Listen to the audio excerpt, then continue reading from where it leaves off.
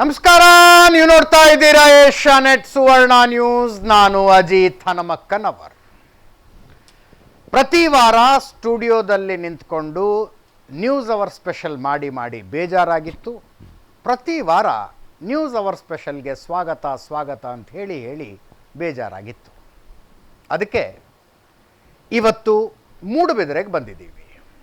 ಇಲ್ಲಿನದ್ದು news hour special ಅಲ್ಲ, ಸ್ಪೆಷಲ್ನಲ್ಲೇ special ಮೋಹನ ಮಂಥನ. ಯಾಕೆ ಅಂದರೆ ಇವತ್ತಿನ ನಮ್ಮ ಅತಿಥಿ ಡಾಕ್ಟರ್ ಮೋಹನ್ ಆಳ್ವ ಅವರು. ಕಾರ್ಯಕ್ರಮಕ್ಕೆ ಸ್ವಾಗತ ಮೋಹನ್ ಆಳ್ವ ಅವರು. ಅವರ ಜೊತೆಗೆ ಮಾತನಾಡೋದಕ್ಕೆ ಮೂಡುಬಿದಿರೆಯವರು, ಅವರ ಸಂಸ್ಥೆಯಲ್ಲಿ ಕೆಲಸ ಮಾಡುವವರು, ಅವರ ಸಂಸ್ಥೆಯಲ್ಲಿ ವಿದ್ಯಾಭ್ಯಾಸ ಮಾಡ್ತಾ ಇರುವಂಥವರು, ಅವರಿಗೆ ಪರಿಚಯಸ್ಥರು ಅನೇಕರು ಬಂದಿದ್ದೀರಿ. ನಿಮ್ಮೆಲ್ಲರಿಗೂ ಕಾರ್ಯಕ್ರಮಕ್ಕೆ ಸ್ವಾಗತ. ನೀವು ಕಟ್ಟಿರುವ ಸಾಮ್ರಾಜ್ಯವನ್ನು ನೋಡಿದ ಮೇಲೆ ಗೊತ್ತಾಯಿತು ಉತ್ತರ ಕರ್ನಾಟಕದ ಜನ, ನಮ್ಮ ಕಡೆ ಜನ ಯಾಕೆ ಮೂಡುಬಿದಿರೆಗೆ ಹೋಗ್ಬೇಕು, ಆಳ್ವಾಸ್ನಲ್ಲಿ ಮಕ್ಕಳನ್ನ ಓದಿಸ್ಬೇಕು ಅಂತಾರೆ ಅಂತ. ಭಾಳ ಖುಷಿ ಆಯಿತು. ಬೇರೆ ಇದೇ ಜಗತ್ತಿಗೆ ಬಂದಂಗೆ ಫೀಲ್ ಆಗುತ್ತೆ. ಸರ್, ಒಬ್ಬ ವ್ಯಕ್ತಿಗೆ ತನ್ನ ಜೀವಮಾನದಲ್ಲಿ ಒಂದು ಸಂಸ್ಥೆ ಕಟ್ಟಿ ನಿಲ್ಲಿಸೋ ಅಷ್ಟರಲ್ಲಿ ಸಾಕಬೇಕಾಗಿ ಹೋಗುತ್ತೆ. ನೀವು ಒಂದು ಸಂಸ್ಥಾನ ಸಾಮ್ರಾಜ್ಯನೇ ಕಟ್ಟಿದ್ದೀರಿ, ಎಜುಕೇಷನ್ ಸಾಮ್ರಾಜ್ಯ. ಹೆಂಗೆ ಸಾಧ್ಯ ಆಯ್ತಿದಲ್ಲ? ಅದಕ್ಕೆ ಉತ್ತರ ಕೊಡಲಿಕ್ಕೆ ಸ್ವಲ್ಪ ಕಷ್ಟ ಉಂಟು. ನಾನೇನು ಹಿಂದೆ ಪೂರ್ವನಿಯೋಜಿತವಾಗಿ ನಾನು ಮಾಡಿದ್ದಲ್ಲ. ಕಾಲವೇ ನಿರ್ಧಾರ ಮಾಡಿದ್ದು, ಒಂದು ರೀತಿಯಲ್ಲಿ ದೇವರೇ ನಿರ್ಧಾರ ಮಾಡಿದ್ದು. ನಾನು ಅದರಲ್ಲಿ ಒಬ್ಬ ಸೂತ್ರಧಾರನಾಗಿ ಮುಂದೆ ಹೋಗಿದ್ದೇನೆ ಹೊರತು ನಾನು ಯಾವುದನ್ನು ಹೀಗೆ ಆಗ್ತದೆ ಅಂತೇಳಿ ನಾನು ಸ್ಪಷ್ಟವಂತ ಪರಿಕಲ್ಪನೆ ನನಗೆ ಜೀವನದಲ್ಲಿ ಎಂದೂ ಇರಲಿಲ್ಲ. ಅದು ಹಂತ ಹಂತವಾಗಿ ಹೀಗೆ ಆಗ್ತಾ ಹೋಯಿತು. ಇದಕ್ಕೆಲ್ಲ ಮುಖ್ಯ ಕಾರಣವೇ ನಾನು ಕಟ್ಟಿಕೊಂಡಂಥ ನನ್ನ ಮನಸ್ಸು, ನನ್ನ ತಂದೆ ತಾಯಿ, ಗುರು ಹಿರಿಯರ ಆಶೀರ್ವಾದ, ಒಟ್ಟು ಸಮಾಜದ ಪರಿಕಲ್ಪನೆ. ಅದರಲ್ಲೇ ಹೀಗೆ ಆಗಲಿಕ್ಕೆ ಸಾಧ್ಯವಾದದ್ದು. ಮೊನ್ನೆ ಪೇಪರ್ನಲ್ಲಿ ಓದ್ತಾ ಇದ್ದೆ, ನಿಮ್ಮದು ಮೆಡಿಕಲ್ ಕಾಲೇಜು ಅಪ್ರೂವ್ ಆಯಿತು, 150 ಸೀಟ್ಗಳ ಮೆಡಿಕಲ್ ಕಾಲೇಜು ಅಂತ. ಯೋಚನೆ ಬಂತು ನನಗೆ. ಕ್ಲಿನಿಕ್ಕಿಂದ ಕೂತ್ಕೊಂಡು ಟ್ರೀಟ್ಮೆಂಟ್ ಕೊಡೋದ್ರಿಂದ ಶುರು ಮಾಡಿದ ಡಾಕ್ಟರ್ ಮೋಹನ್ ಆಳ್ವ ಅವರು ಮೆಡಿಕಲ್ ಕಾಲೇಜು ಸೇರಿದಂತೆ ಇಂಥದ್ದಿಲ್ಲ ಅನ್ನೋದಕ್ಕಾಗದೇ ಇರುವಂಥ ಕೋರ್ಸ್ಗಳ ಶಿಕ್ಷಣ ಸಂಸ್ಥೆಯನ್ನು ಕಟ್ಟಿದರು. ಪ್ರಿ-KG ಇಂದ ಹಿಡಿದು ಪೋಸ್ಟ್ ಗ್ರ್ಯಾಜುಯೇಷನ್ ತನಕ. ಇದನ್ನು ಆರಂಭಿಸಿದಾಗ ಒಂದು ಸಣ್ಣ ಕಲ್ಪನೆ ಇತ್ತ, ಇದನ್ನು ಇಷ್ಟು ದೊಡ್ಡ ಪ್ರಮಾಣದಲ್ಲಿ ಬೆಳೆಸಬೇಕು, ಕನಸಿತ್ತ? ಒಂದು ಕನಸು ಇತ್ತು, ಆದರೆ ಈ ರೀತಿ ಬೃಹದಾಕಾರದಲ್ಲಿ ಆಗ್ತದೆ ಎಂಬ ಪರಿಕಲ್ಪನೆ ನನ್ನಲ್ಲಿ ಇರಲಿಲ್ಲ. ನಾನು ಒಬ್ಬ ವೃತ್ತಿಯನ್ನು ಪ್ರಾರಂಭ ಮಾಡಿದವ. ಹೌದು, ನಾನೊಬ್ಬ ಜನರಲ್ ಪ್ರಾಕ್ಟೀಸರ್ ಆಗಿ, ಮನೆ ವೈದ್ಯನಾಗಿ ನಾನು ಪ್ರಾರಂಭ ಮಾಡಿದವ. ಅದು ಕೂಡ 300 ರೂಪಾಯಿ ಬಾಡಿಗೆಯ ಒಂದು ಸಾಮಾನ್ಯ ಕಟ್ಟಡದಲ್ಲಿ ಒಂದು ರೂಮಿನಲ್ಲಿ ಪ್ರಾರಂಭ ಮಾಡಿದವ. ಕನ್ಸಲ್ಟೇಷನ್ ಎಷ್ಟಿತ್ತು ಅವಾಗ ನಿಮ್ಮದು? ಆಗ ನಾನು ಒಂದು ದಿನದ ಮದ್ದನ್ನು ಕೊಟ್ಟುಕೊಂಡು 5 ರೂಪಾಯಿ ಹೇಳ್ತಿದ್ದೆ. ಮದ್ದು ಮತ್ತೆ ನನ್ನ ಕನ್ಸಲ್ಟಿಂಗ್ ಫೀಸ್ ಎಲ್ಲವೂ ಸೇರಿ ಒಂದು ದಿನದ ಮದ್ದು 5 ರೂಪಾಯಿ ಇತ್ತು. ಅಲ್ಲಿಂದ ಪ್ರಾರಂಭ ಆದದ್ದು. ಆಮೇಲೆ ಅದು ಹಂತವಾಗಿ 1984 ಇಸ್ವಿ ಆಗುವಾಗ ಪರಿಪೂರ್ಣವಾದಂಥ ಆಳ್ವಾಸ್ ಹೆಲ್ತ್ ಸೆಂಟರ್ ಆಯಿತು. ಆಮೇಲೆ ಮುಂದೆ ಹೋಗಿ 1995 ಇಸ್ವಿಯಲ್ಲಿ ವಿದ್ಯಾಕ್ಷೇತ್ರದಲ್ಲಿ ಕಾಲಿಟ್ಟುಕೊಂಡು ಪ್ರಪ್ರಥಮವಾಗಿ ಒಂದು 27 ಮಕ್ಕಳನ್ನು ಇಟ್ಕೊಂಡು ನಂದು ಒಂದು ಜನರಲ್ ನರ್ಸಿಂಗ್ ಕೋರ್ಸನ್ನು ನಾನು ಪ್ರಾರಂಭ ಮಾಡಿದ್ದು. ಆಮೇಲೆ ಅಲ್ಲಿಂದ ಮುಂದೆ ಹೋಗಿ ಹಂತ ಹೋಗಿ ಈಗ ಬೃಹತ್ತಾಕಾರವಾಗಿ ಬಂತು. ನಾನು ಸಾಧಕರ ಜೀವನವನ್ನು ಬಹಳ ಹತ್ತಿರದಿಂದ ನೋಡ್ತೀನಿ, ಅಭ್ಯಾಸ ಮಾಡೋಕ್ಕೆ ಟ್ರೈ ಮಾಡ್ತೀನಿ. 2 ರೀತಿಯ ಜನ ಸಿಗ್ತಾರೆ. ಒಂದು, ಯಾವುದೋ ಸಣ್ಣ ಊರಿನಲ್ಲಿ ಹುಟ್ಟಿ ಬೆಳೆದು ನಾವು ಫಾರಿನ್ಗೆ ಹೋಗಿ ನಮ್ಮ ಊರಿನ ಹೆಮ್ಮೆಯ ಧ್ವಜ ನೆಡಬೇಕು, ಪತಾಕೆ ಹಾರಿಸ್ಬೇಕು ಅನ್ನುವಂಥವ್ರು. ಇನ್ನೊಂದು ಥರದ ಜನ ಏನೇ ಮಾಡೋದಿದ್ರು ನಮ್ಮ ಊರಿನಲ್ಲಿ ನಾವು ಮಾಡಬೇಕು ಅಂತ. ನೀವು 2ನೇ ಕ್ಯಾಟಗರಿಗೆ ಸೇರಿದ್ದೀರಿ. ಏನೇ ಮಾಡಿದ್ರೆ ನಮ್ಮ ಊರಿನಲ್ಲಿ ನಾನು ಮಾಡಬೇಕು ಅಂತ. ಈ ಮೂಡುಬಿದಿರೆಗೆ ಒಂದು ಐಡೆಂಟಿಟಿಯನ್ನು ತಂದು ಕೊಟ್ರಿ. ಜೈನ ಕಾಶಿಯ ಜೊತೆಗೆ ಇದು ಆಳ್ವಾಸ್ ಶಿಕ್ಷಣ ಸಂಸ್ಥೆ ಇರುವಂಥ ಊರು ಅಂತ. ಈ ಊರಿನಲ್ಲಿ ಓಡಾಡುವಾಗ ಏನು ಅತ್ಯಾಧುನಿಕವಾದದ್ದು ಏನೇನು ನೋಡ್ತೇವಲ್ಲ, ಅದೆಲ್ಲ ಆಳ್ವಾಸ್ ಕಾರಣಕ್ಕೆ ಬಂದಿದೆ ಅಂತ ಹೇಳ್ತಾ ಇದ್ರು ಹುಡುಗರು. ನಮ್ಮ ಊರಿನಲ್ಲೇ ನಾನು ಮಾಡಬೇಕು ಅನ್ನೋದು ಹೆಂಗೆ ಶುರುವಾಗಿದ್ದದು? ಬಹಳ ಮುಖ್ಯವಾಗಿ ನಾನು ನನ್ನ ದೇಶವನ್ನು ಅಪಾರವಾಗಿ ಪ್ರೀತಿಸ್ತೇನೆ. ದೇಶದ ಭಾಷೆ ಇರ್ಬೋದು, ಜೀವನ ಪದ್ಧತಿ ಇರ್ಬೋದು, ಇದನ್ನು ಬಹಳಷ್ಟು ನಾನು ಪ್ರೀತಿಸ್ತೇನೆ.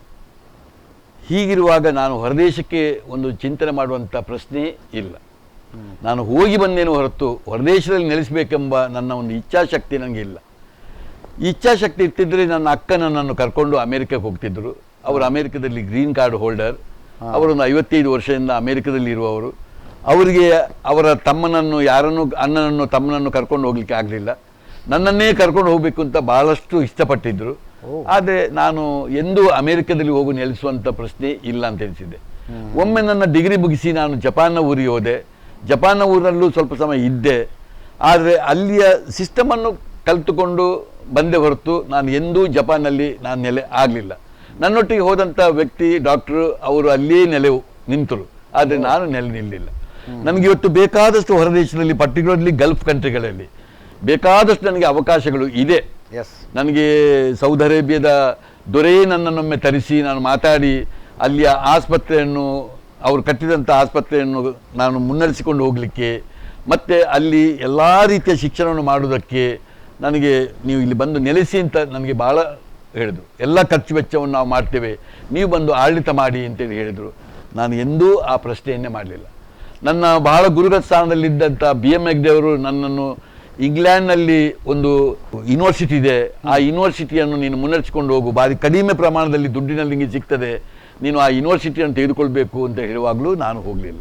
ನಾನು ಏನಿದ್ದರೂ ಕೂಡ ನಾನು ಹುಟ್ಟಿದ್ದು ಈ ಊರಿನಲ್ಲಿ, ಮುಂದೆ ನಾನು ಸೇರುವುದು ಈ ಮಣ್ಣಿಗೆ. ನನಗೆ ಈ ದೇಶದ ಮೇಲೆ ಅಪಾರವಾದಂಥ ಪ್ರೀತಿ ಇದೆ. ನಾನು ಎಲ್ಲರಲ್ಲೂ ಹೇಳುವುದು ಇಷ್ಟೇ, ಇಲ್ಲಿ ಇದ್ದಂಥ ನಮ್ಮ ಬದುಕನ್ನು ಬಿಟ್ಟು ನಾವು ಹೊರದೇಶದಲ್ಲಿ ಹೋಗಿ ನಾವು ಸೆಟ್ಲಾಗುವಂಥ ಪ್ರಶ್ನೆ ಇಲ್ಲ. ನಾವು ಇಲ್ಲಿದ್ದುಕೊಂಡೇ ಬೇಕಾದಷ್ಟು ನಮ್ಮ ಕೆಲಸವನ್ನು ಮಾಡಬಹುದು ಎಂಬುದೇ ನಮ್ಮ ಭಾಳ ದೊಡ್ಡ ನನ್ನ ಆಸೆ. ನಿಮ್ಮ ಊರಿನಲ್ಲಿ ನೀವೊಂದು ವಿದ್ಯಾ ಸಾಮ್ರಾಜ್ಯ ಕಟ್ಟಿದ್ದೀರಿ, ಅದಕ್ಕೆ ಎಷ್ಟು ದೇಶಗಳಿಂದ ಜನ ಬಂದಿದ್ದಾರೆ ಅಂತ? ಇಲ್ಲ, ಬೇರೆ ಬೇರೆ ಇದರಿಂದ ಇದ್ದಾರೆ. ನಮ್ಮ ಇದಕ್ಕೆ ಈ ಮೂಡುಬಿದ್ರಿ ಅಂತ ಊರಿಗೆ ನಾನು ಯುರೋಪ್ ಕಂಟ್ರೀಸ್ ಇಂದ ನಾನು ಆಲೋಚನೆ ಮಾಡುವಂತ ಪ್ರಶ್ನೆ ಇಲ್ಲ.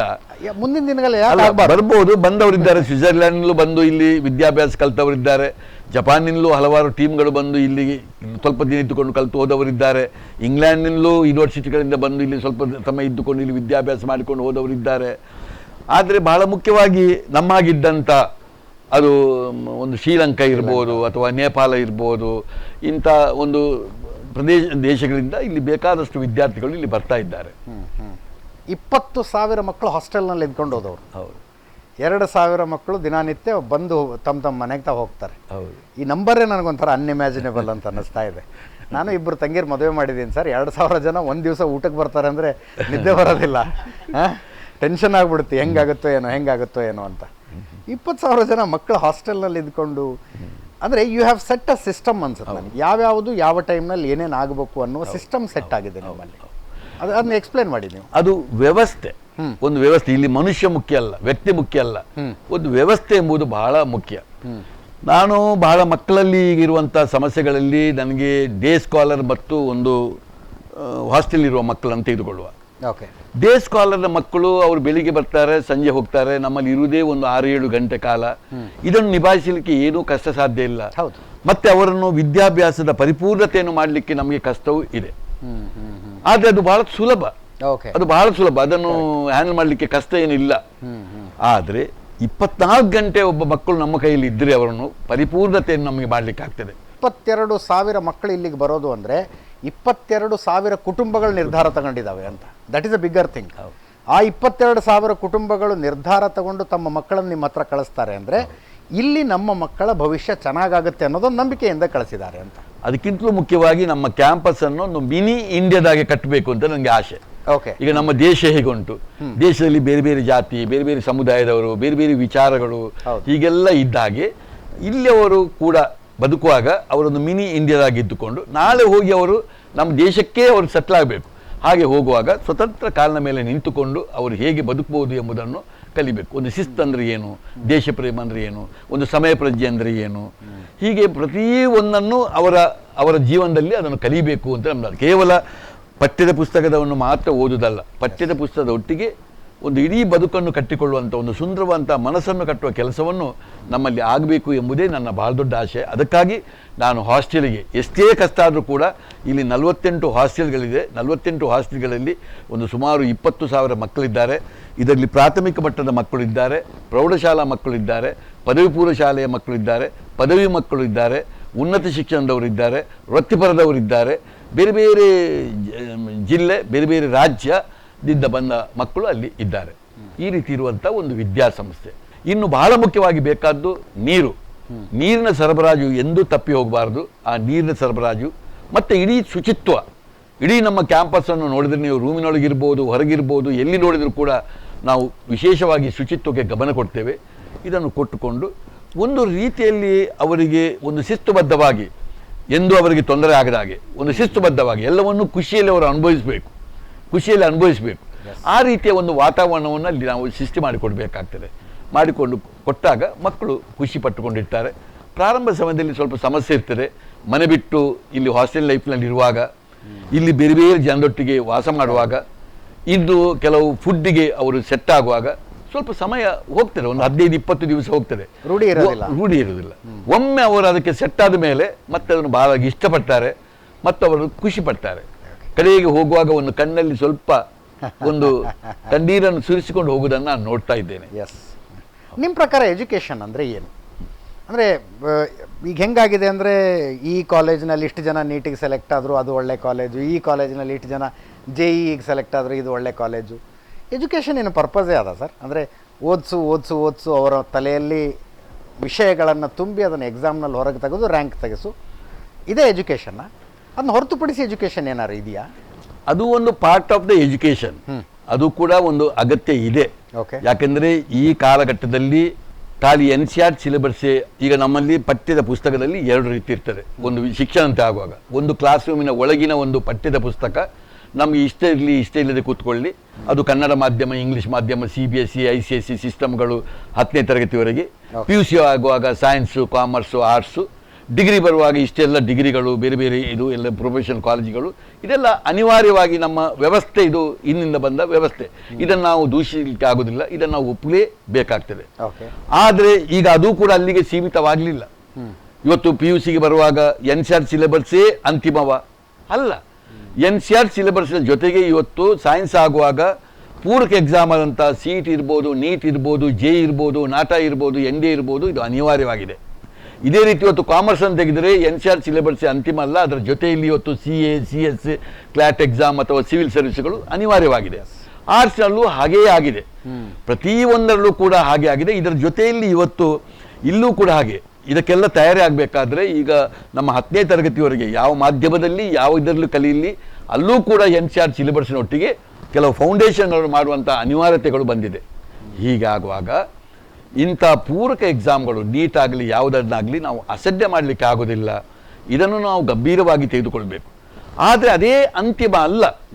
ಎಜುಕೇಷನ್ನಲ್ಲಿ ಕ್ಲಾಸ್ ರೂಮಿನ ಹಾಗೆ ಇವತ್ತು ಬಯಲು ಪ್ರದೇಶದ ಬಯಲು ಇದನ್ನು ಇಟ್ಟುಕೊಂಡು ಬಯಲು ಎಜುಕೇಷನ್ ತಿಳಿತಾ ಉಂಟು. ಇಂಥ ಎಜುಕೇಷನ್ ಸಹ ನಾವು ಪರಿಕಲ್ಪನೆ ಮಾಡಬೇಕು.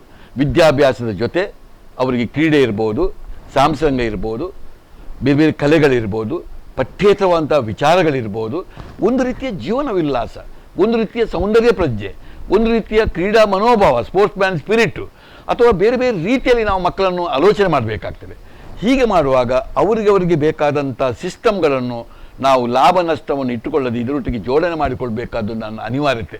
ಒಂದು ಮಗು ಒಂದು ಶಿಕ್ಷಣ ಸಂಸ್ಥೆಯೊಳಗೆ ಹೋದಾಗ ಹೇಗೆ ಹೋಗಿರುತ್ತೋ, ಹೊರಗಡೆ ಬಂದಾಗ ಬೆಟರ್ ಪರ್ಸನಾಲಿಟಿಯಾಗಿ ಹೊರಗೆ ಬರಬೇಕು. ಎಷ್ಟೋ ಬಾರಿ ತಂದೆ ತಾಯಿ ಹೇಳ್ತಾರೆ, ನೋಡಿ ನಿಮ್ಮ ವಿದ್ಯಾಸಂಸ್ಥೆಗೆ ನಾವು ಬಂದು ಸೇರಿಸಿದ್ದು ಏನು ಕೇಳಿದರೆ, ಒಂದು ನೀಟ್ನಲ್ಲಿ ಒಂದು ಒಳ್ಳೆಯ ಮಾರ್ಕನ್ನು ತೆಗೆದುಕೊಂಡು ಅಥವಾ JEEನಲ್ಲಿ ಒಳ್ಳೆಯ ಮಾರ್ಕ್ ತೆಗೆದುಕೊಂಡು ಅವನು IIT ಓದಬೇಕು, ಅವನು ಮೆಡಿಕಲ್ ಓದಬೇಕು ಅಂತ ನಿಮ್ಮಲ್ಲಿ ಕಳಿಸಿದ್ದೆ. ಆದರೆ ಅವನಿಗೆ ಅದಕ್ಕೆ ಹೋಗಲಿಕ್ಕೆ ಆಗಲಿಲ್ಲ. ಇವತ್ತು ಮೆಡಿಕಲ್ಗೆ ಹೋಗ್ಲಿಕ್ಕೆ ಆಗಲಿಲ್ಲ, JEEನ ಮುಖಾಂತರ ಒಂದು IITಗೆ ಹೋಗಲಿಕ್ಕೆ ಆಗಲಿಲ್ಲ.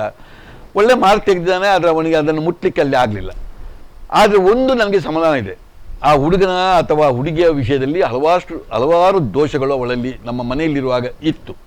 ಅವಳಿಗೆ ನಾವು ಹೇಗೆ ವಿದ್ಯಾಭ್ಯಾಸ ಕೊಡೋದು, ಹೇಗೆ ಅವಳನ್ನು ಒಂದು ಒಳ್ಳೆಯ ಮನಸ್ಸನ್ನು ಕಟ್ಟುವುದು ಅಂತ ನಾನು ಸೋತೋಗಿದ್ದೆವು. ಆದರೆ ನಿಮ್ಮ ವಿದ್ಯಾಸಂಸ್ಥೆಗೆ ಬಂದ ಮೇಲೆ ನಮಗೆ ಬುದ್ಧಿ ಹೇಳುವಷ್ಟು ಅವರು ಬೆಳೆದಿದ್ದಾರೆ. ಇದರಲ್ಲಿ ಅವರು ಬೆಳೆದೇ ಹೋಗಿದ್ರು ಕೂಡ, ಇದರಲ್ಲಿ ಸೀಟ್ ಪಡೆದೇ ಹೋದರೂ ಕೂಡ ನಮಗೆ ಬುದ್ಧಿ ಹೇಳುವಷ್ಟು. ನಮ್ಮ ಮನೆಗೆ ಬಂದು ಹೇಳ್ತಾಳೆ, ಇಲ್ಲಿ ಸಿಸ್ಟಮ್ ಸರಿ ಇಲ್ಲ, ಇಲ್ಲಿ ಸ್ವಚ್ಛತೆ ಸರಿ ಇಲ್ಲ, ಇಲ್ಲಿ ಊಟೋಪಚಾರ ಸರಿ ಇಲ್ಲ, ನೀವು ಬೆಳಿಗ್ಗೆ ಹೇಳುವುದಿಲ್ಲ, ನೀವು ಹೀಗೆ ಮಾಡ್ತೀರಿ, ನೀವು ಯಾಕೆ ಇಷ್ಟು TV ನೋಡ್ತೀರಿ, ಹೀಗೆಲ್ಲ ಅವಳು ಬಂದು ನಮಗೆ ಬುದ್ಧಿ ಹೇಳುವಷ್ಟು ಬೆಳೆದು ಹೋಗಿದ್ದಾರೆ ನಿಮ್ಮ ಮಾತು ಹೇಳ್ತಾರೆ. ಇದಕ್ಕಿಂತ ದೊಡ್ಡ ವಿದ್ಯಾಭ್ಯಾಸ ಬೇರೆ ಯಾವ್ದು ಸರಿ ಹೇಳಿ ನೋಡುವ. ಆದರೂ ತಾವು PUC ಮಾಡಿದಾಗೂ ಈಗ PUC ಮಾಡೋದಕ್ಕೂ ವಿದ್ಯಾರ್ಥಿಗಳ ಮೇಲಿನ ಒತ್ತಡ ಜಾಸ್ತಿ ಆಗಿದೆ ಅನ್ನೋದು ಒಪ್ಕೊಳ್ತೀರಿ? ಇದೆ. ಅದಕ್ಕೆ ಈಗಿನ ಕಾರಣಗಳು ತುಂಬ ಇದೆ, ಒತ್ತಡಗಳು ಇದೆ, ಇಲ್ಲ ಅಂತ ನಾನು ಹೇಳೋದಿಲ್ಲ. ಈಗ ನಮ್ಮ ಟೈಮ್ನಲ್ಲಿ ಇರುವಂಥ ಏನಪ್ಪ, ನಮ್ಮಲ್ಲಿ ಒಂದು 85% ಹೆಚ್ಚಿನ ಮಕ್ಕಳು ಯಾರಿದ್ದಾರೆ ಹೇಳಿ.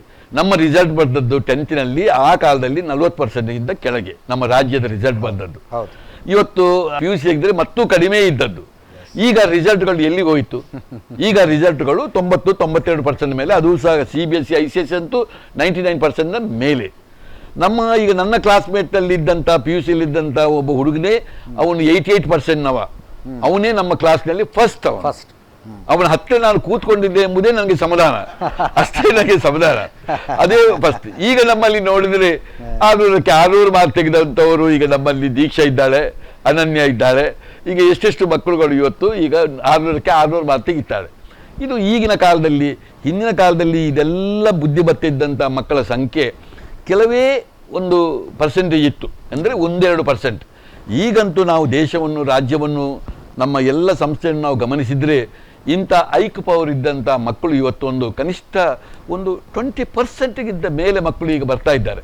ಡಾಕ್ಟರ್ BA ಕುಮಾರ್ ಹೆಗಡೆ, ನನ್ನದು ಒಂದೇ ಜಿಜ್ಞಾಸೆ ಏನು ಅಂತ ಹೇಳಿದ್ರೆ, ಡಾಕ್ಟರ್ ಮೋಹನ್ ಆಳ್ವ ಅವರ ಈ ಜೀವನ ಸ್ಫೂರ್ತಿಗೆ, ಈ ಒಂದು ಬೃಹತ್ ಆತ್ಮವಿಶ್ವಾಸಕ್ಕೆ ಅವರಿಗೆ ಏನು ಸ್ಫೂರ್ತಿಯ ಸೆಲೆ ಏನು, ಅವರಿಗೆ ಏನು ಇದಕ್ಕೊಂದು ಫೋರ್ಸ್ ಏನದು ಅನ್ನೋದನ್ನು ತಿಳಿದುಕೊಳ್ಳುವಂಥ ತುಂಬ ಒಂದು ಕುತೂಹಲ ನನಗಿದೆ.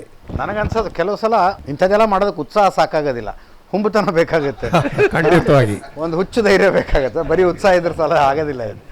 ಉತ್ಸಾಹ ನಮಗೂ ಇದೆಯಪ್ಪ, ಲೈವ್ ಮಾಡೋದು ಬಿಟ್ಟು ಇನ್ನೇನು ಮಾಡೋಕ್ಕಾಗ್ತಿಲ್ಲ. ನನಗೆ ಏನೋ ಗೊತ್ತಿಲ್ಲ. ಹಾಂ, ನನಗೆ ಯಾಕಂತೇಳಿದರೆ ದೇವರೊಂದು ಈ ಜನ್ಮದಲ್ಲಿ ಒಂದು ಮನುಷ್ಯನಾಗಿ ಹುಟ್ಟುವಂಥ ಒಂದು ಅವಕಾಶವನ್ನು ಕೊಟ್ಟಿದ್ದಾರೆ. ಇದರ ಜೊತೆಯಲ್ಲಿ ಒಂದು ಸುಂದರವಾದಂಥ ಕಣ್ಣನ್ನು ಕೊಟ್ಟಿದ್ದಾರೆ, ಒಂದು ಕಿವಿಯನ್ನು ಕೊಟ್ಟಿದ್ದಾರೆ, ಒಂದು ಹೃದಯವನ್ನು ಕೊಟ್ಟಿದ್ದಾರೆ, ಒಂದು ಮನಸ್ಸನ್ನು ಕೊಟ್ಟಿದ್ದಾರೆ. ಇದು ಎಲ್ಲ ಜೀವಿಗಳಿಗೆ ಕೊಟ್ಟಿರ್ಬೋದು, ಎಲ್ಲ ವ್ಯಕ್ತಿಗಳಿಗೆ ಕೊಟ್ಟಿರ್ಬೋದು. ಆದರೆ ಅದನ್ನು ನಾವು ಹೇಗೆ ಉಪಯೋಗಿಸಿಕೊಂಡೆವು ನಮ್ಮ ಜೀವನಕ್ಕೆ ಎಂಬುದು ಬಹಳ ಮುಖ್ಯ. ಕಣ್ಣಿದ್ದು ಕೂಡರಾಗಿದ್ದರೆ, ಕಿವಿದ್ದು ಕಿವುಡರಾಗಿದ್ದರೆ, ಹೃದಯ ಇದ್ದು ಕೂಡ ಅದಕ್ಕೆ ಸುಂದರವಾದಂಥ ಹೃದಯವಂತಿಕೆಯನ್ನು ಬೆಳೆಸದೆ ಹೋದರೆ, ಮನಸ್ಸನ್ನು ಸ್ವಚ್ಛವಾಗಿ ಇಡದೆ ಹೋದರೆ, ಒಂದು ರೀತಿಯ ಜೀವನ ಉಲ್ಲಾಸದಲ್ಲೇ ಇಲ್ಲದೆ ಹೋದರೆ ಈ ಬದುಕಿಗೆ ಏನು ಸಾರ್ಥಕತೆ ಹೇಳಿ. ಹಾಗಿರುವಾಗ ಬಾಲ್ಯದಿಂದಲೂ ನನಗೆ ನನ್ನ ಜೀವನದಲ್ಲಿ ಇದರ ಬಗ್ಗೆ ಬಹಳ ಎಚ್ಚರಿಕೆ ಇತ್ತು. ಇದನ್ನೆಲ್ಲ ಸರಿಯಾಗಿ ಉಪಯೋಗಿಸಬೇಕು. ಜೀವನದಲ್ಲಿ ಜೀವನದ ಉಲ್ಲಾಸವನ್ನು ಇಟ್ಕೊಂಡು ಹೋದರೆ ಮಾತ್ರ, ಜೀವನೋಲ್ಲಾಸ ಇದ್ದರೆ ಮಾತ್ರ ನಿಮಗೆ ಬದುಕು ಭಾಳ ಸಾರ್ಥಕ ಮಾಡಲಿಕ್ಕೆ ಸಾಧ್ಯ ಅಂತಾಯಿತು. ಆದ್ದರಿಂದ ವಿದ್ಯಾರ್ಥಿ ಆಗಿರುವಾಗಲೂ ನಾನು ಈಗ ನಮ್ಮ ರಾಜ್ಯ ಸರ್ಕಾರ ಹೇಳುವಂಥ ಕಲಿನಲಿ ಎಂಬುದು, ಆ ಕಾಲದಲ್ಲಿ ನಾನು ಕಲಿನಲಿಯನ್ನು ಸೂತ್ರದ ಅಡಿಯಲ್ಲಿ ಬಹಳಷ್ಟು ಕ್ಲಾಸ್ ರೂಮಿನ ಒಳಗೆ ಮತ್ತು ಬಯಲು ಶಾಲೆಯನ್ನು ಎರಡನ್ನೂ ಇಟ್ಟುಕೊಂಡು ನನ್ನ ವಿದ್ಯಾಭ್ಯಾಸವನ್ನು ಮಾಡಿದವ. ಆಗಲೇ ಬಹಳ ಖುಷಿ ನನಗೆ. ಯಾವುದೇ ಮಾರ್ಕು ಎಷ್ಟೇ ಬರಲಿ, ಏನೇ ಬರಲಿ, ಅತ್ಯಂತ ಸಂತೋಷ ಒಬ್ಬ ವಿದ್ಯಾರ್ಥಿ ಯಾರು ಕೇಳಿದ್ರೆ ನಾನೇ ಕ್ಲಾಸ್ ರೂಮಿನೊಳಗೆ. ಅದು ಶಿಕ್ಷಕರಿಗೂ, ನನ್ನ ಸ್ನೇಹಿತರಿಗೂ, ನನಗೂ, ನನ್ನ ವೈಯಕ್ತಿಕವಾಗಿಯೂ ಅದನ್ನು ಹಾಗೇ ಮಾಡಿಕೊಂಡು ಮುಂದೆ ಬಂದುಕೊಂಡು ಇವತ್ತಿನವರೆಗೂ ನನ್ನ ಜೀವನದಲ್ಲಿ ಬೇಕಾದಷ್ಟು ಕೆಲವು ವಿಚಾರಗಳನ್ನು ಅವಿಭಾಜ್ಯ ಅಂಗವಾಗಿ ನಾನು ತೆಗೆದುಕೊಂಡು ಅದನ್ನು ಪ್ರಾಮಾಣಿಕವಾಗಿ ಮಾಡಿಕೊಂಡೆ.